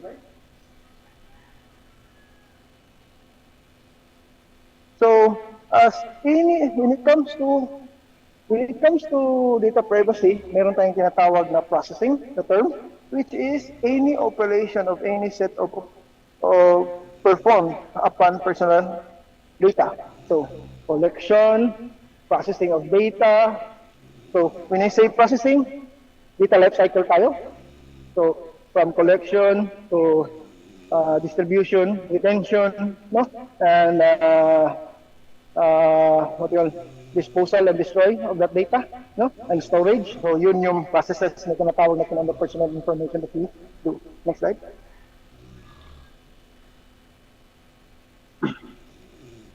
So, meron din tayong personal information controllers. So, tayo as an organization, when we collect personal information, we are considered as personal information controllers.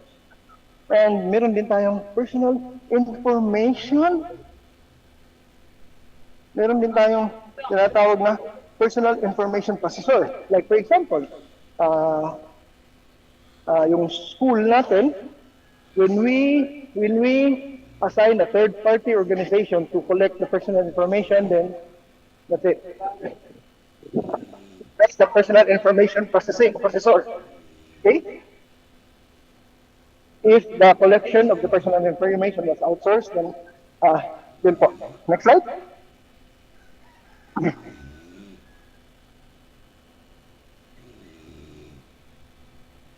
Now, as an organization, how are we going to comply?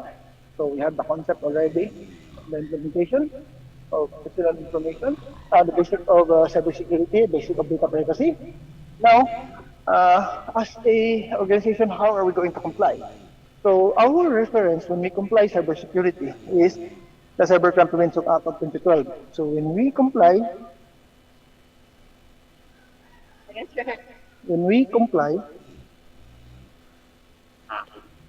wala namang medical condition. You have your ID, sir. Kahit po.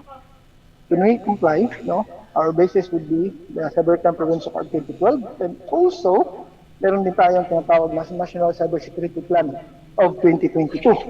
So ito yung, kumbaga, this is the our Bible when we implement, no?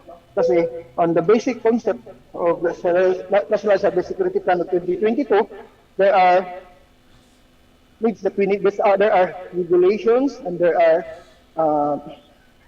things that we need to consider. And as to our law, nung nagawa yung National Cybersecurity Act of 2012, nandoon kasi that the National Cybersecurity Plan will be our guideline. No? Supposedly, medyo pasong na yung National Cybersecurity Plan of 2022 natin kasi dapat 2023 na ngayon, but as to the update, no, we have our National Cybersecurity Plan of 2023 nandoon sa office nasa office po ng presidente natin for signature na po yun siya. So kung lalabas yun na din ang gagamitin natin as our basis for the implementation of cybersecurity, especially in the government sector. Next slide.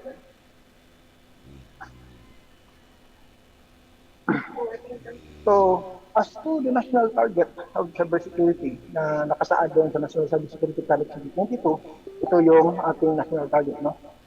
We have to make the critical information infrastructure trusted and secure. We have to make the government information environment secure. And then we have to make the individuals aware and secure, and also the business and supply chains more secure. So yun yung national target natin as we track the National Cybersecurity Plan. Next slide.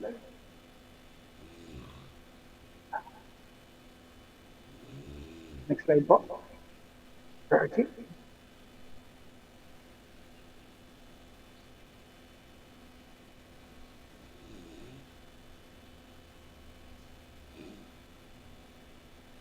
Next slide.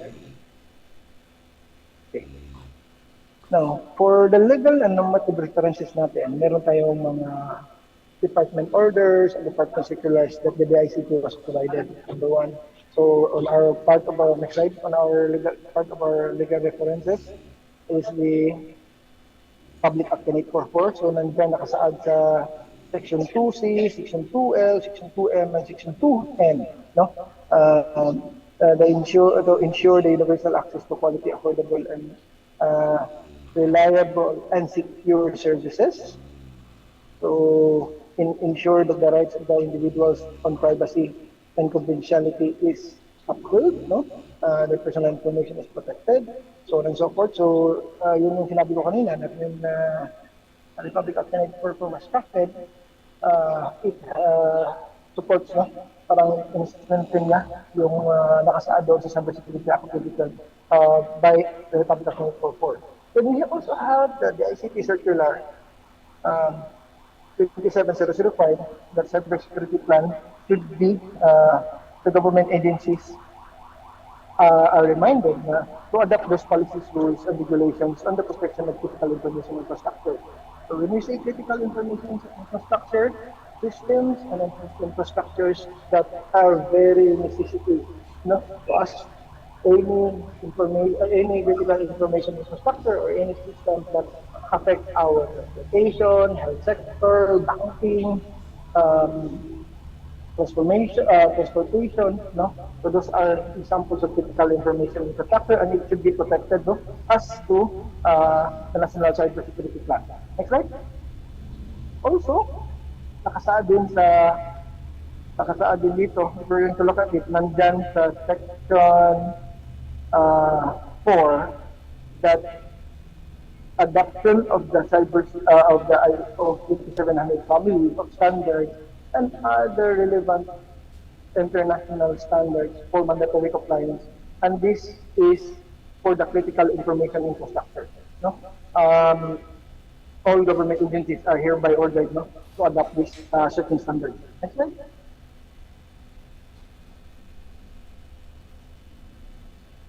Next slide po. Also, nakasaad din dito, no, when we say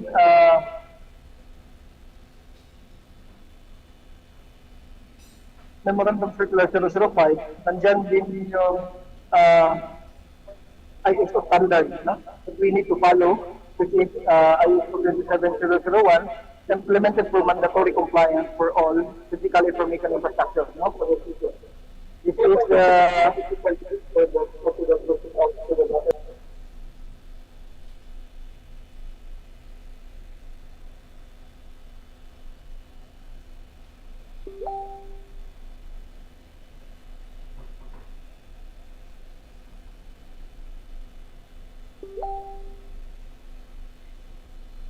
sa certain standards ay so medyo, yun nga, yung medyo one of the most challenging namin na one of the challenges for the implementation of cybersecurity is the implementation, because medyo mataas kasi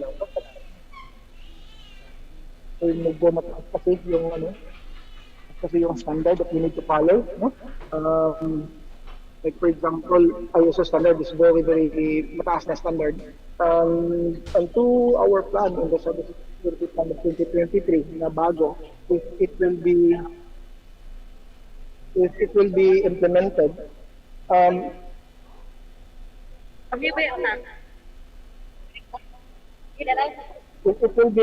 if it will be implemented, we will be adopting also the NIST standard.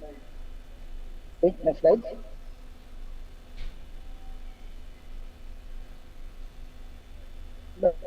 Nagpalabas din as to our memorandum circular din, no, pinalabas, it's also included as to the memorandum circular, the creation of computer emergency response team, no? So each organization that has cyber assets should have created, should create a computer emergency response team. And yung sa letter L, baka magkakayo yung certification, hindi pa yan namin na-implement because we don't have the guidelines yet, no, as to our central office na binaba sa amin. But most of those things that are considered are for implementation. So, kung nakikita niyo, this is the definition of the critical information infrastructure as to the memorandum circular 007 associated for us. Next slide. Next slide po.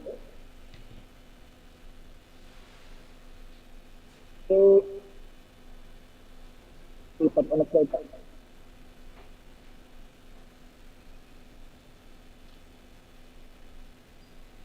Slide pa po.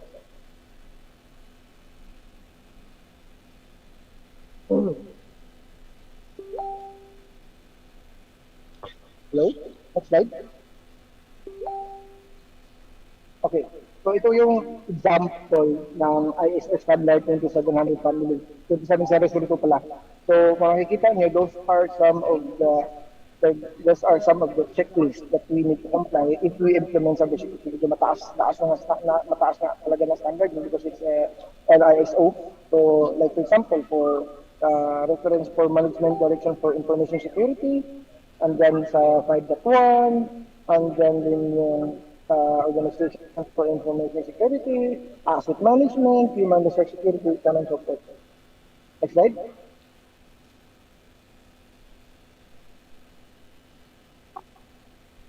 So, ito meron bang ICT Circular number 20006 na pinalabas, no? Next slide. And it states there that, next slide.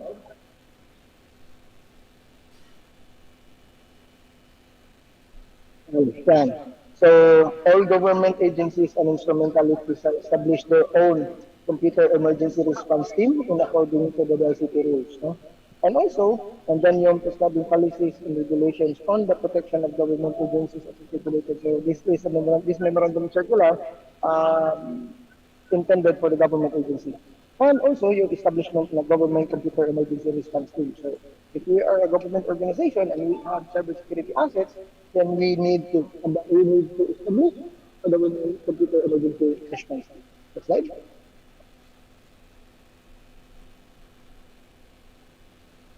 Next slide po. This is the memorandum circular, how it looks like. Next slide. So, kita ko.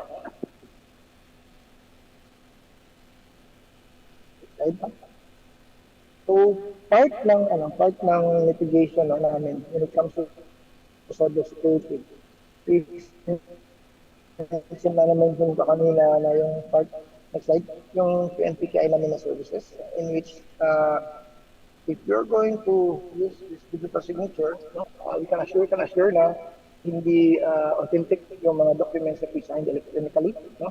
So, yan, for further inquiries, if you wanted to avail the services, no? Like for example, madali kasi natin mapike yung mga documents natin if you are just going to overlay a signature. But with the use of digital signature and we have the policy na gagamitin natin, so ibig sabihin, authentic yung mga certificates or mga documents natin lang yung ginagamit natin.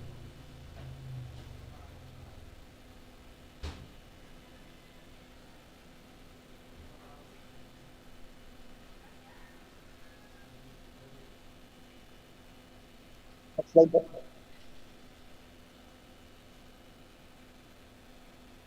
Okay, next slide po. The ISO standard 2700 family as an example for your reference. Next slide.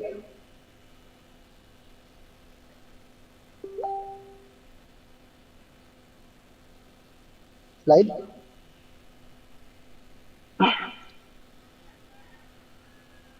So there are normative references that we can use when we implement cybersecurity are the following. So ito, ISO standard 2700, the information security overview and vocabulary, information security management system, information security control, so on and so forth. So yan, yung 2700 family. So yan yung nakalaman ng normative references we can use. Next slide.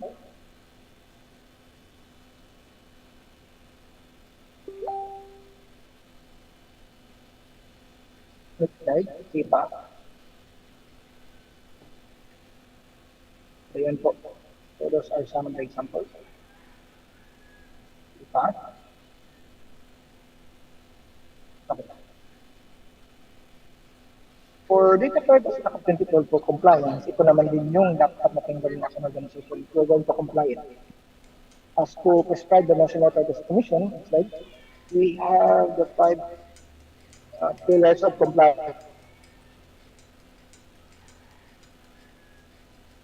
Next slide po.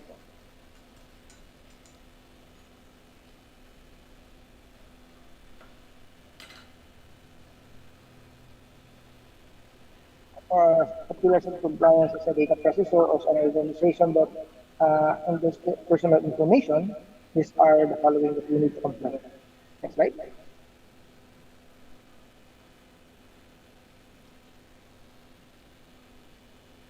Next slide po. And so first that we need to do as an organization that processes personal information is we need to appoint a data protection officer. Number two is we need to conduct privacy impact assessment. So when we try to examine the information systems that we use, and if, like for example, there are some vulnerabilities, we need to identify those things.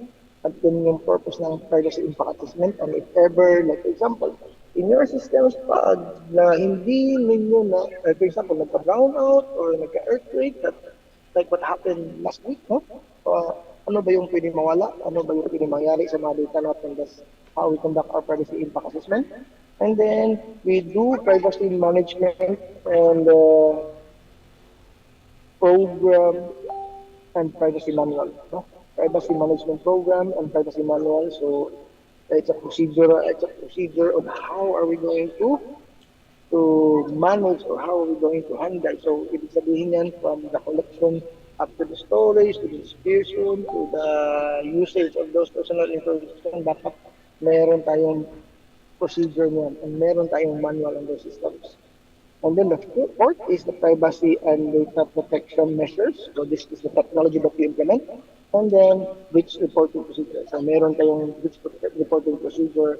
And this, all of this information are given by the National Privacy Commission. So kung titignan ninyo, you just go to ntc.gov.ph and nandun po yung details ng procedure na ito.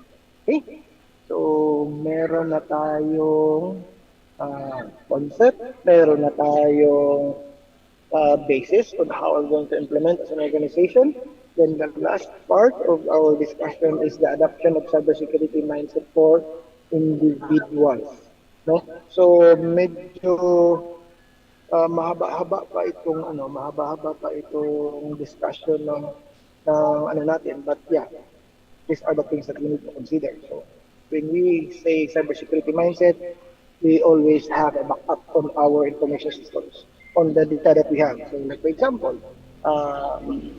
backup is very important just in case na ma-ransomware tayo, yung mga systems natin. So we can, if ever na ma-ransomware tayo and we have our backup information and backup data, so yun, we can go back to our normal operation as fast as possible, okay, with a shortest span of time. Next slide. Yan, yung backup rule natin is 3-2-1 backup rule.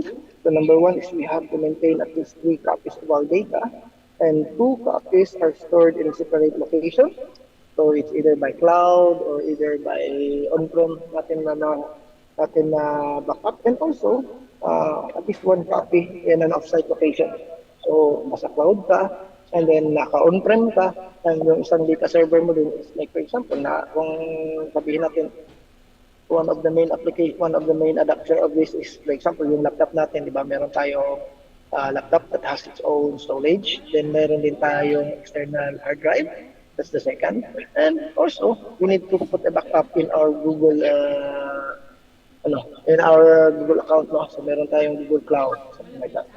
And then also, we need to do secure browsing also. So most of the time, dapat lang na yung mga websites na we are visiting, dapat naka-HTTPS ka.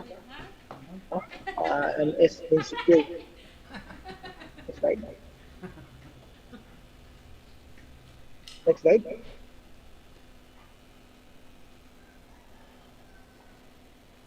Yan. This is an example of a secure browsing na website na dapat nating puntahan lang. So,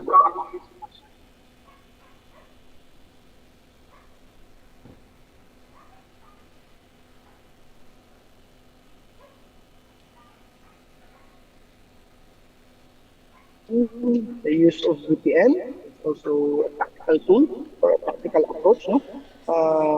When you use the internet, you can also use a virtual private network to be secured. para hindi tayo ma-track ng mga uh, hackers or anything that are lurking in the cyberspace.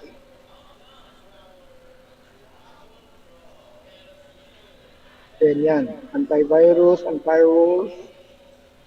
Dapat yung mga laptops natin naka-activate yung antivirus. Like for example, yung sa Windows, di ba Windows OS natin, we have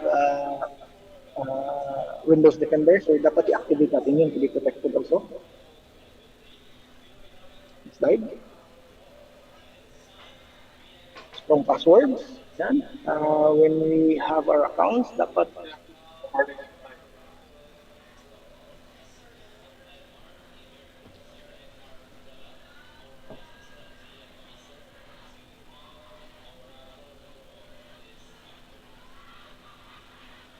then strong passwords are approach for the strong passwords are the following. So do not use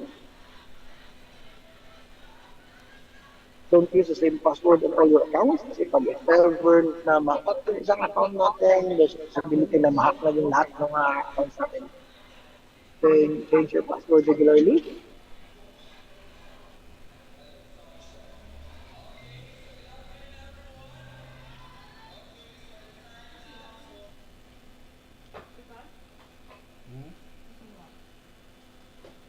So when we have our passwords, we need to adapt those mindset that we need to use complex password. So this is an example of a complex password. So the concept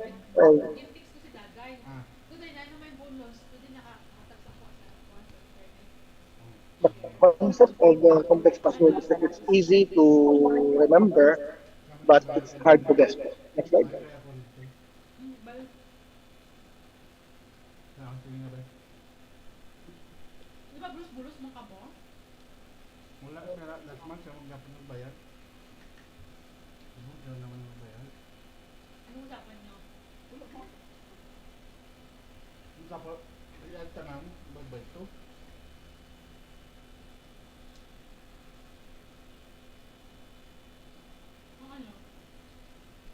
So yun, change our password regularly. So yung counterpart, ang concept kasi ng changing our passwords regularly is also the same as update. No?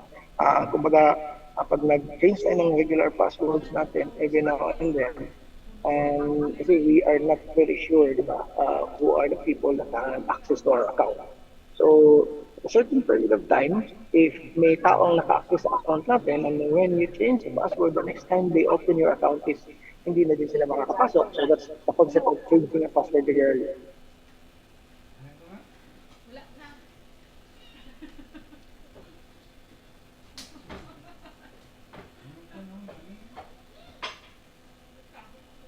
So do not give or not give any of your user names or passwords to other people that you don't trust. Okay, next slide.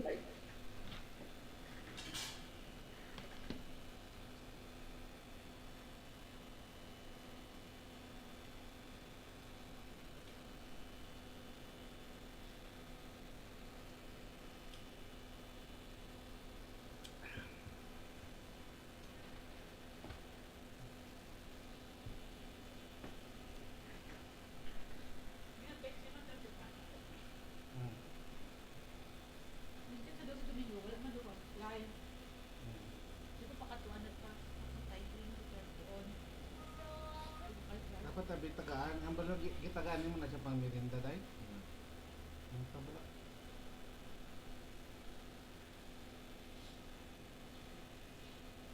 Tagaan niya ba pangmerinda? Tagay pangmerinda day para paspas na. Padulas. Okay, so we would like to apologize for some technical difficulties. As we wait for our speaker, we would like to acknowledge the presence of our esteemed Professor Dr. Rodessa Cascaro and to our participants for joining us here in our webinar. Also, we would like to remind you that for you to get your certificate of participations, don't forget to fill out the evaluation form that we are going to post in the chat box after this event. Sir James? Yes, so habang hinintay natin si Engineer, so again, I remind you, later after this webinar, we will be going to send a registration link and the evaluation link so that you could receive our certificate for this webinar. So again, thank you for attending our webinar. So ready na ba si Engineer? So I think Doc Edwin, hindi pa ready si Engineer. So let's, yung iba siguro pwede na mag-CR for about minutes. So pwede pa kayong mag-break sandali or mag-merienda. Sige.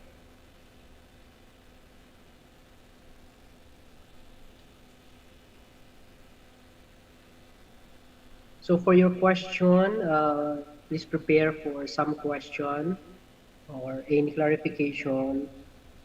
We'll raise this in our speaker so that we could address concern or issues regards or related to our topic. Engineer, ready na ba?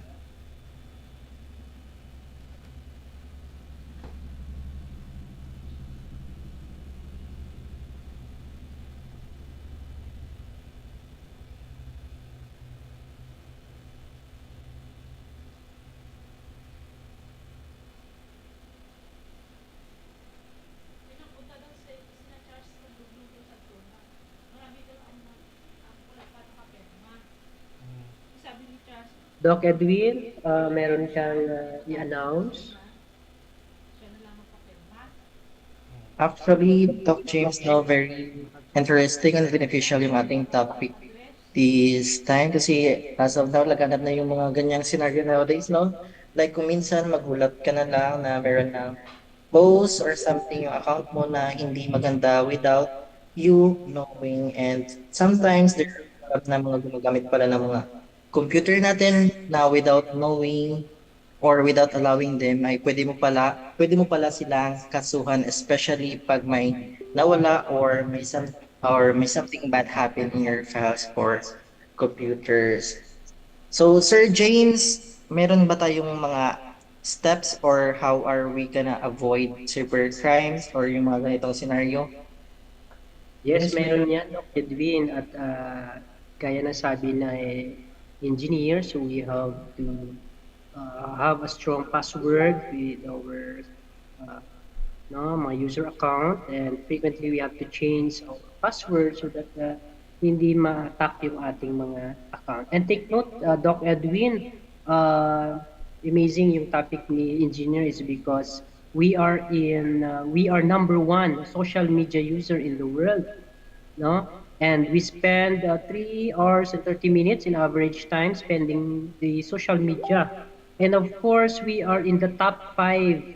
The Philippines is continue to be among the top 5 targets of global cyber criminals. So according to Trend Micro, February 2021. And that is why we as Filipino, we have to be careful in using the digital, no? Doc Edwin? Yes, Sir James. So I guess si Sir Bacos, no, meron siyang additional insights, no, regarding with this. Sir Bacos.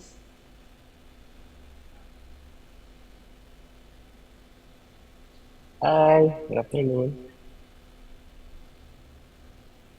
We're waiting for our speaker. Yeah, so thank you for acknowledging. Mhm. So yes, as educators with talent and dealing with our clients, the students, we should be able to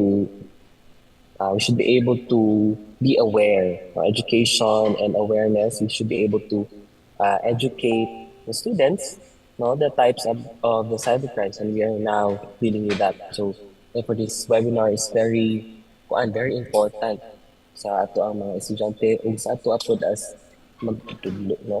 We must also promote safe online practices.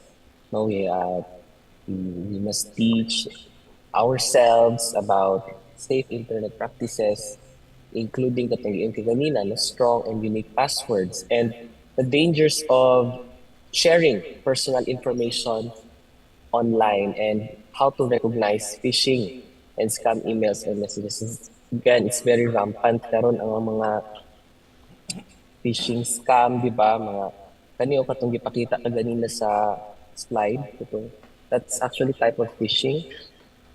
Atik-atik siya na website for BPI, but in the end, it's not. It's just made by our, yan, it's made by hackers, and so be careful with dealing with those as well. Yes, thank you, Doc John. So this time, Doc JP, do you have some inputs? Yes, Sir James. What was the issue again at hand? What was the question rather? Any advice from our users so that they could be aware using the digital platform or any platform in the internet? So just a reminder for everyone, especially for those who are very much willing to always do any means just to go viral or just to become famous on the internet. Recall, as soon as you post your stuff or as soon as you post anything online, automatically those are in the internet forever. So there is no physical way to delete every single one of your contents one by one because, for example, when you share it, someone will automatically save it. Someone will either give it to another person. There will be multiple re-uploads and whatnot. Your data will always be now posted online, or your content will always be posted online. We have seen various statements already that you should always think before you click. There are also statements that states that you have to be careful what you post online. It should be factual. It should not be anything that spreads fake information or false news, for example. So just a tip to everyone. We have heard this one over and over again. Please really think before you post and be wary that everything that you post on the internet will stay there forever. Not unless you pay someone to completely delete it, all of its traces through all the multiple servers that we have, but that's virtually impossible. So in this day and age, especially for children, for the youth that are really desperate or that are really willing to do anything just to be viral. So double think always before you post on the internet. So I think that's my main takeaway for that, Doc James. Yes, thank you, Doc JP. So thank you for expressing or your insights with regards to cyber wellness. So I think we will, while waiting to engineer, shall we proceed to question and answer, Doc Edwin? Uh, Again, for the participants, we will allow you to have a question, any question, and feel free to submit your question and let engage in a dynamic exchange of these ideas and knowledge. And we're also requesting Doc Dada for us to assist and for some insights with regards question and answers from our participants. So let's check your questions. So feel free to ask question. Just type your question in the chat box so that we could read and answer some of your questions and concern related to our topic. Is anyone?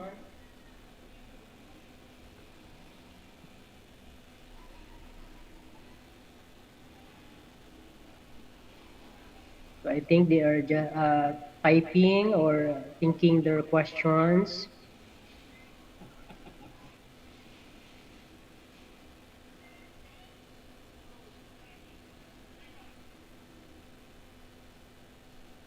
Okay, while waiting, may I ask Doc Rodessa Cascaro for some inputs and some advice or any insights related to our topic. Doc Rodessa. Yes, hello, good afternoon, everyone. Um, I would just like to share about, I guess everyone is aware that a lot of Facebook accounts, perhaps you have also experienced that your account has been hacked. So there are a lot of people I know that says na their Facebook accounts were hacked and then they created a new one. So I what I can just give as an advice to everyone is to make your passwords um secured. I mean, make your account secured. Your password should be a combination of numbers and letters, uppercase and lowercase, and it should not be something that a perpetrator can guess. So it should not be something about yourself, your birthday, your mom's birthday, your name, your address, or anything that's uh, information about you. So you have to make a password that is hard to guess. And also, account, social media accounts nowadays, I mean, social media sites nowadays gives us the power to secure our accounts ourselves, like enabling two-factor authentication. So turn that on, especially on your emails, um, and link your mobile phone numbers so that when someone attempts to hack your account, you will get notified. And they will have a hard time hacking your accounts because they need something from you. And also, do not give OTPs to everyone, even to someone you know. Secure everything and yeah, keep it to yourself. I guess that's it from me. Thank you. Thank you, Doc Rodessa, for that wonderful insight. So, wala pa ba si Doc, si Engineer, Doc Archie? Doc, parang nagkaroon ata siya ng problema kasi nag-brand out, nag-blackout ata sa kanila. And I do not know if wala pa siya Ayan. nag-reply sa akin, Doc. But Alright. anyway, we would like to encourage all our attendees, if you have some questions or if you would like to ask something about the topic, you may actually chat or use our chat box if you want some questions that you wanted to clarify. There is some question.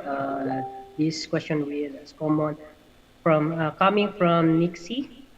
So the question is, what common signs that your computer or device may be infected with malware? So I think Doc uh, Mark, Doc Mark Solano, maybe you have an idea with this question.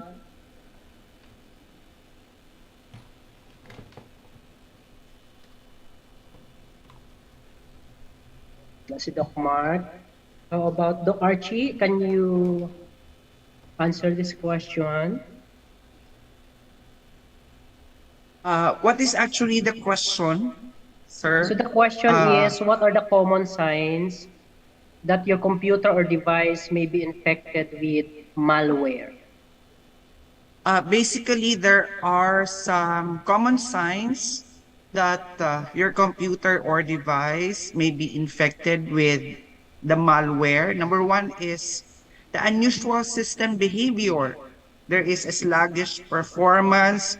If your computer suddenly becomes slow and unresponsive, it may be a sign of a malware. Second one is frequent crashes. Malware can cause applications of the entire system to crash more frequently than actually usual. The second one is nagkaroon tayo ng unexplained pop-ups. Usually, the unexpected pop-ups windows, especially those are promoting antivirus or security software that can dictate or that can indicate a malware infection. Third is the changes in the homepage or search engine.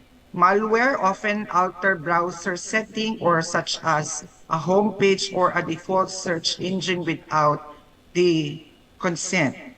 The other one can also be a strange browser activity. Sometimes it redirects to unfamiliar websites or unexpected changes in your browser's behavior, or may indicate the presence of a malware. Fifth, you have also unexpected programs or icon. There are new icons or unfamiliar programs or icons or shortcuts on your desktops or taskbars that could be a sign also of a malware installation.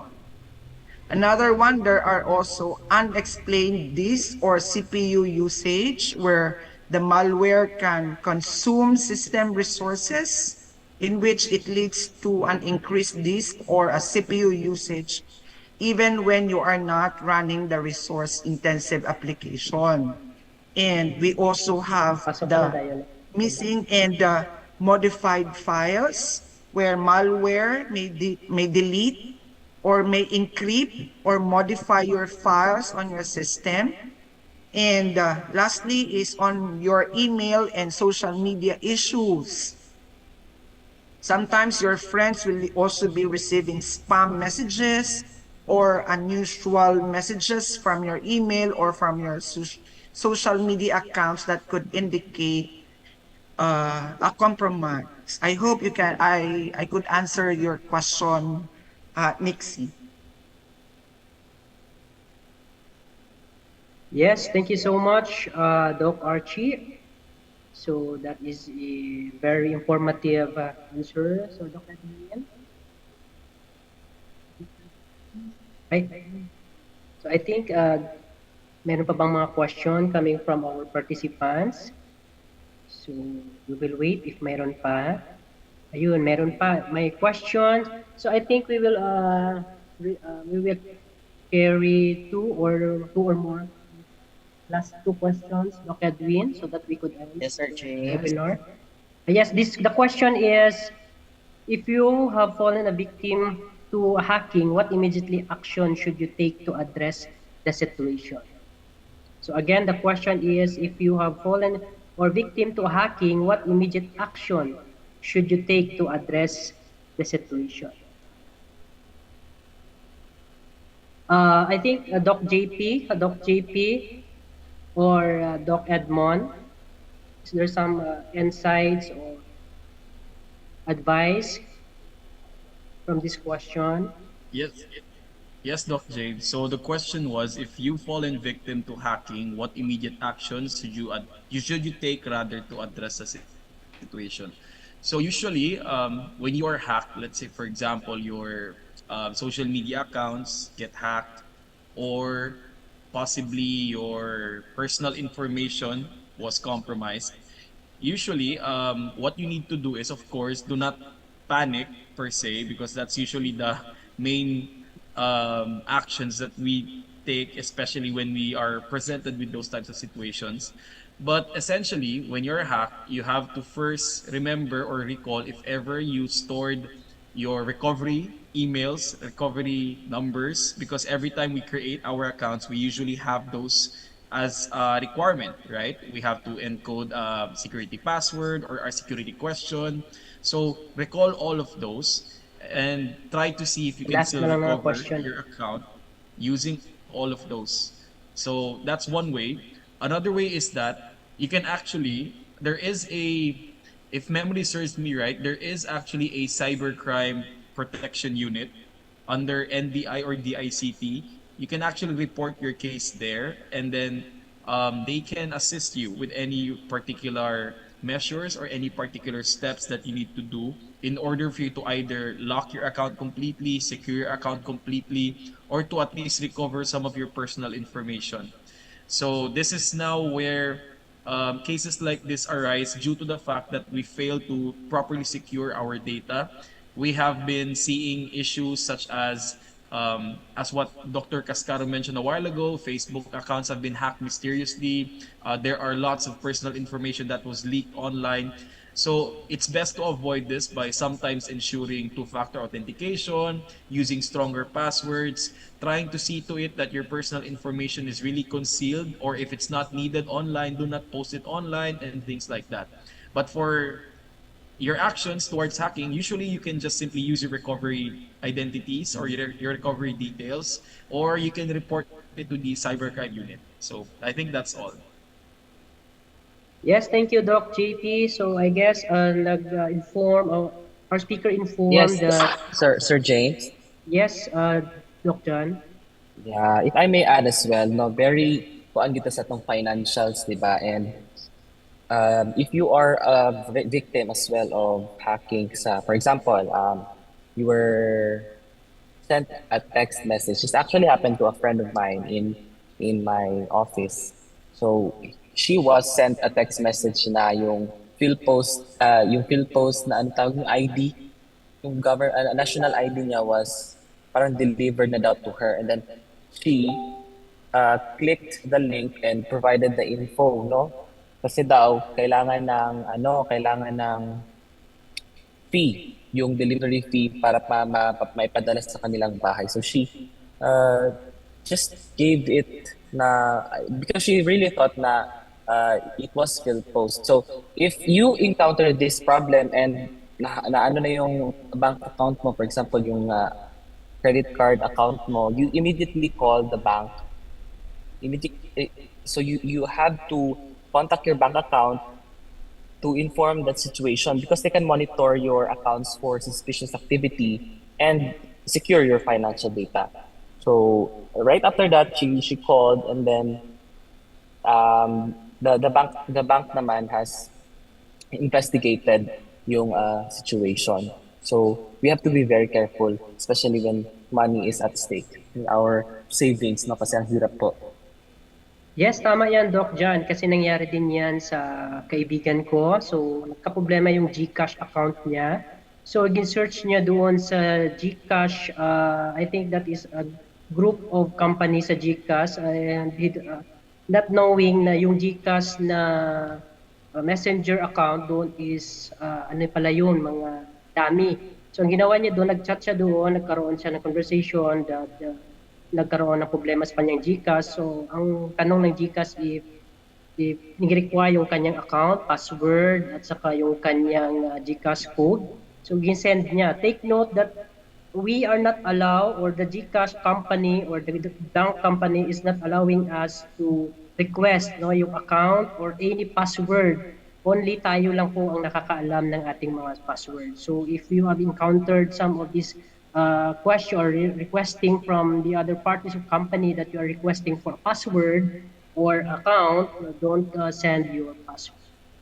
So, last question, we have to address this, Dr. Edwin. Yes, Sir James, what is the questions? So the question is, what is the best way to avoid malware, and how does ransom attack happen? What eventually can individual, or yung isa pa, what is the possible for a smart TV to be hacked? Is it possible ba?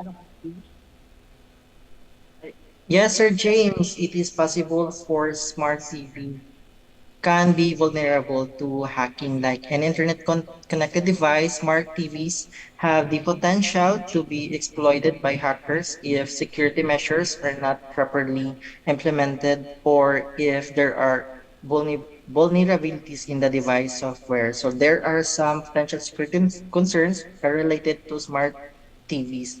So number one, insecure network connection. So if a smart TV is connected to an unsecured Wi-Fi network, so it may be susceptible to unauthorized access.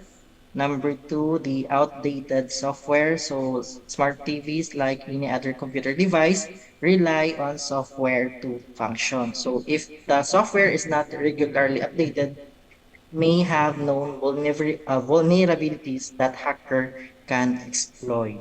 The third one is insecure applications. So there are some smart TVs that allows users to install third-party applications. So if these applications are not from reputable source of, or if the TV platform doesn't adequately vet applications, so they may introduce security risks. The other one is like weak password. So if your smart TV has an associated account, or if it is connected to other smart home devices that has weak or default password, it can make it easier for hackers to gain unauthorized access. The other one is the malicious firmware update. So in some cases, attackers might attempt to push a malicious firmware updates to compromise the TV functionality, and lastly, to build the built-in cameras and microphones. So smart TV with cameras and microphones can pose privacy concerns. So if these features are not adequately secured, there's a risk of unauthorized access to audio and video feeds. So that's all, Sir James. All right, thank you, Doc Edwin. So this time, please join me in expressing our heartfelt thanks to Engineer Gilbert Gabriel by expressing our gratitude for sharing valuable insight. And let's proceed with the awarding certificate of token of appreciation to our distinguished speaker. So allow us to display the certificate. Doc Jason, ready na ba yung certificate natin para kay engineer? All right, while waiting, allow me to read the content of the certificate. University of the Immaculate Conception Certificate of Appreciation is awarded to Engineer Engineer Albert C. Gabriel for sharing his time and expertise as a resource speaker during the webinar on the cyber wellness, given this 25th day of November 2023 via Zoom conference. Signed, Rodessa J. Cascaro, DIP, Professor, PhD, ITI 626. Okay. Thank you so much, Engineer. And of course, before we proceed, for those who may have joined us late, let's proceed to registration and evaluation. So we valued your feedback. So of course, to receive your certificate of participation, please take a moment to fill out the evaluation form. So the link is in the chat box.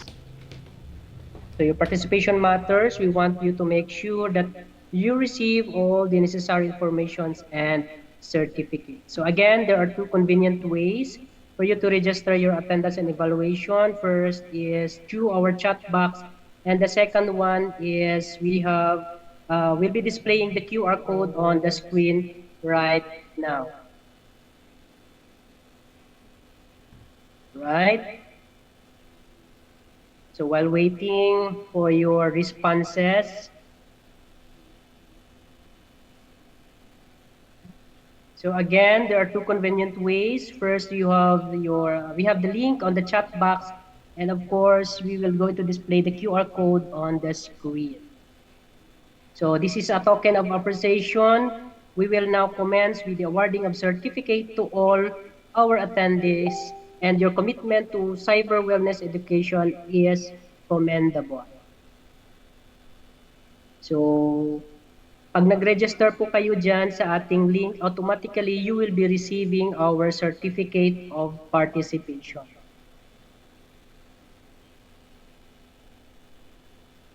Ayan. So you can message us if you have already received your certificate, #receive.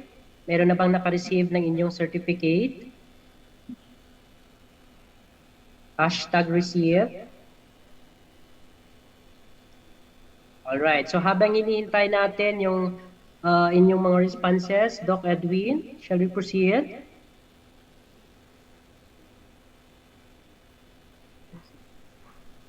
Close.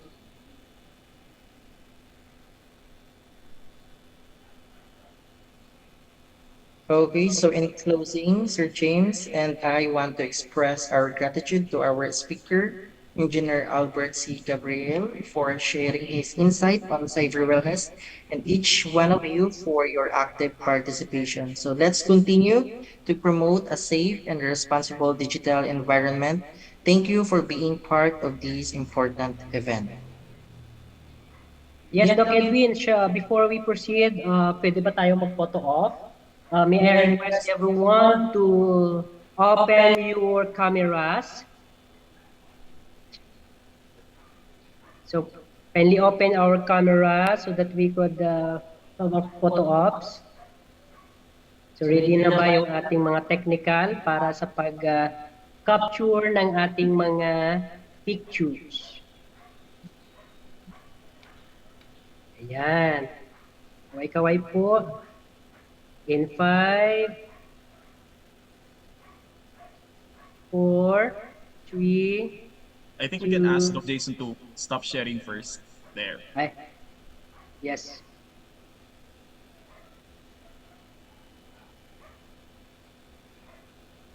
Alright. So again, capture tayo in 5, 4, 3, 2, smile.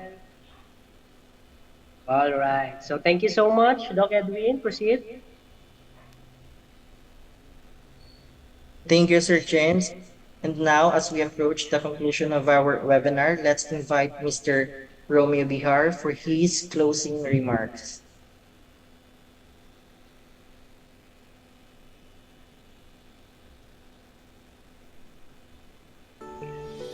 Good day, everyone.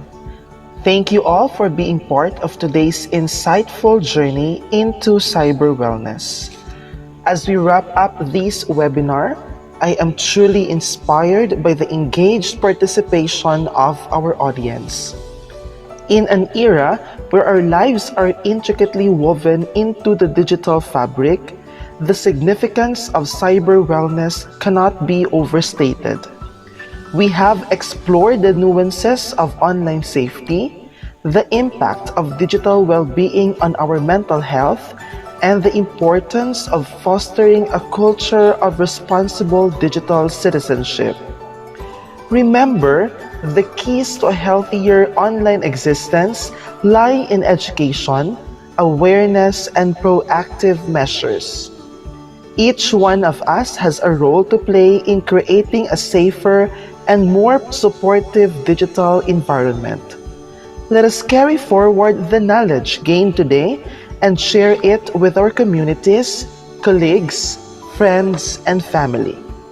As we navigate the ever-evolving landscape of the internet, let us be vigilant, empathetic, and responsible netizens.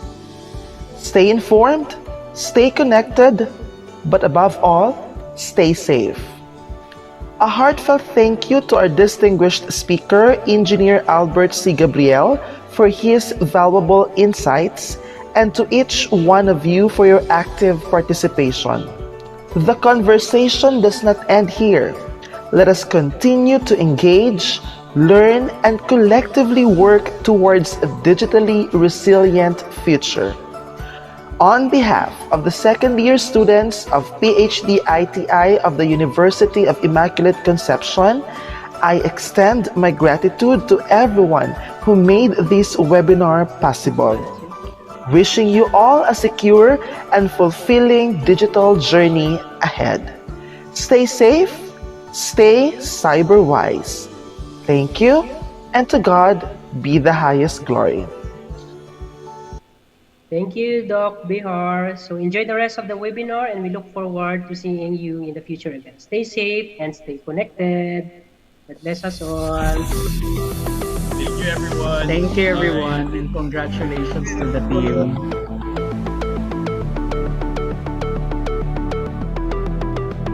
Thank you very much.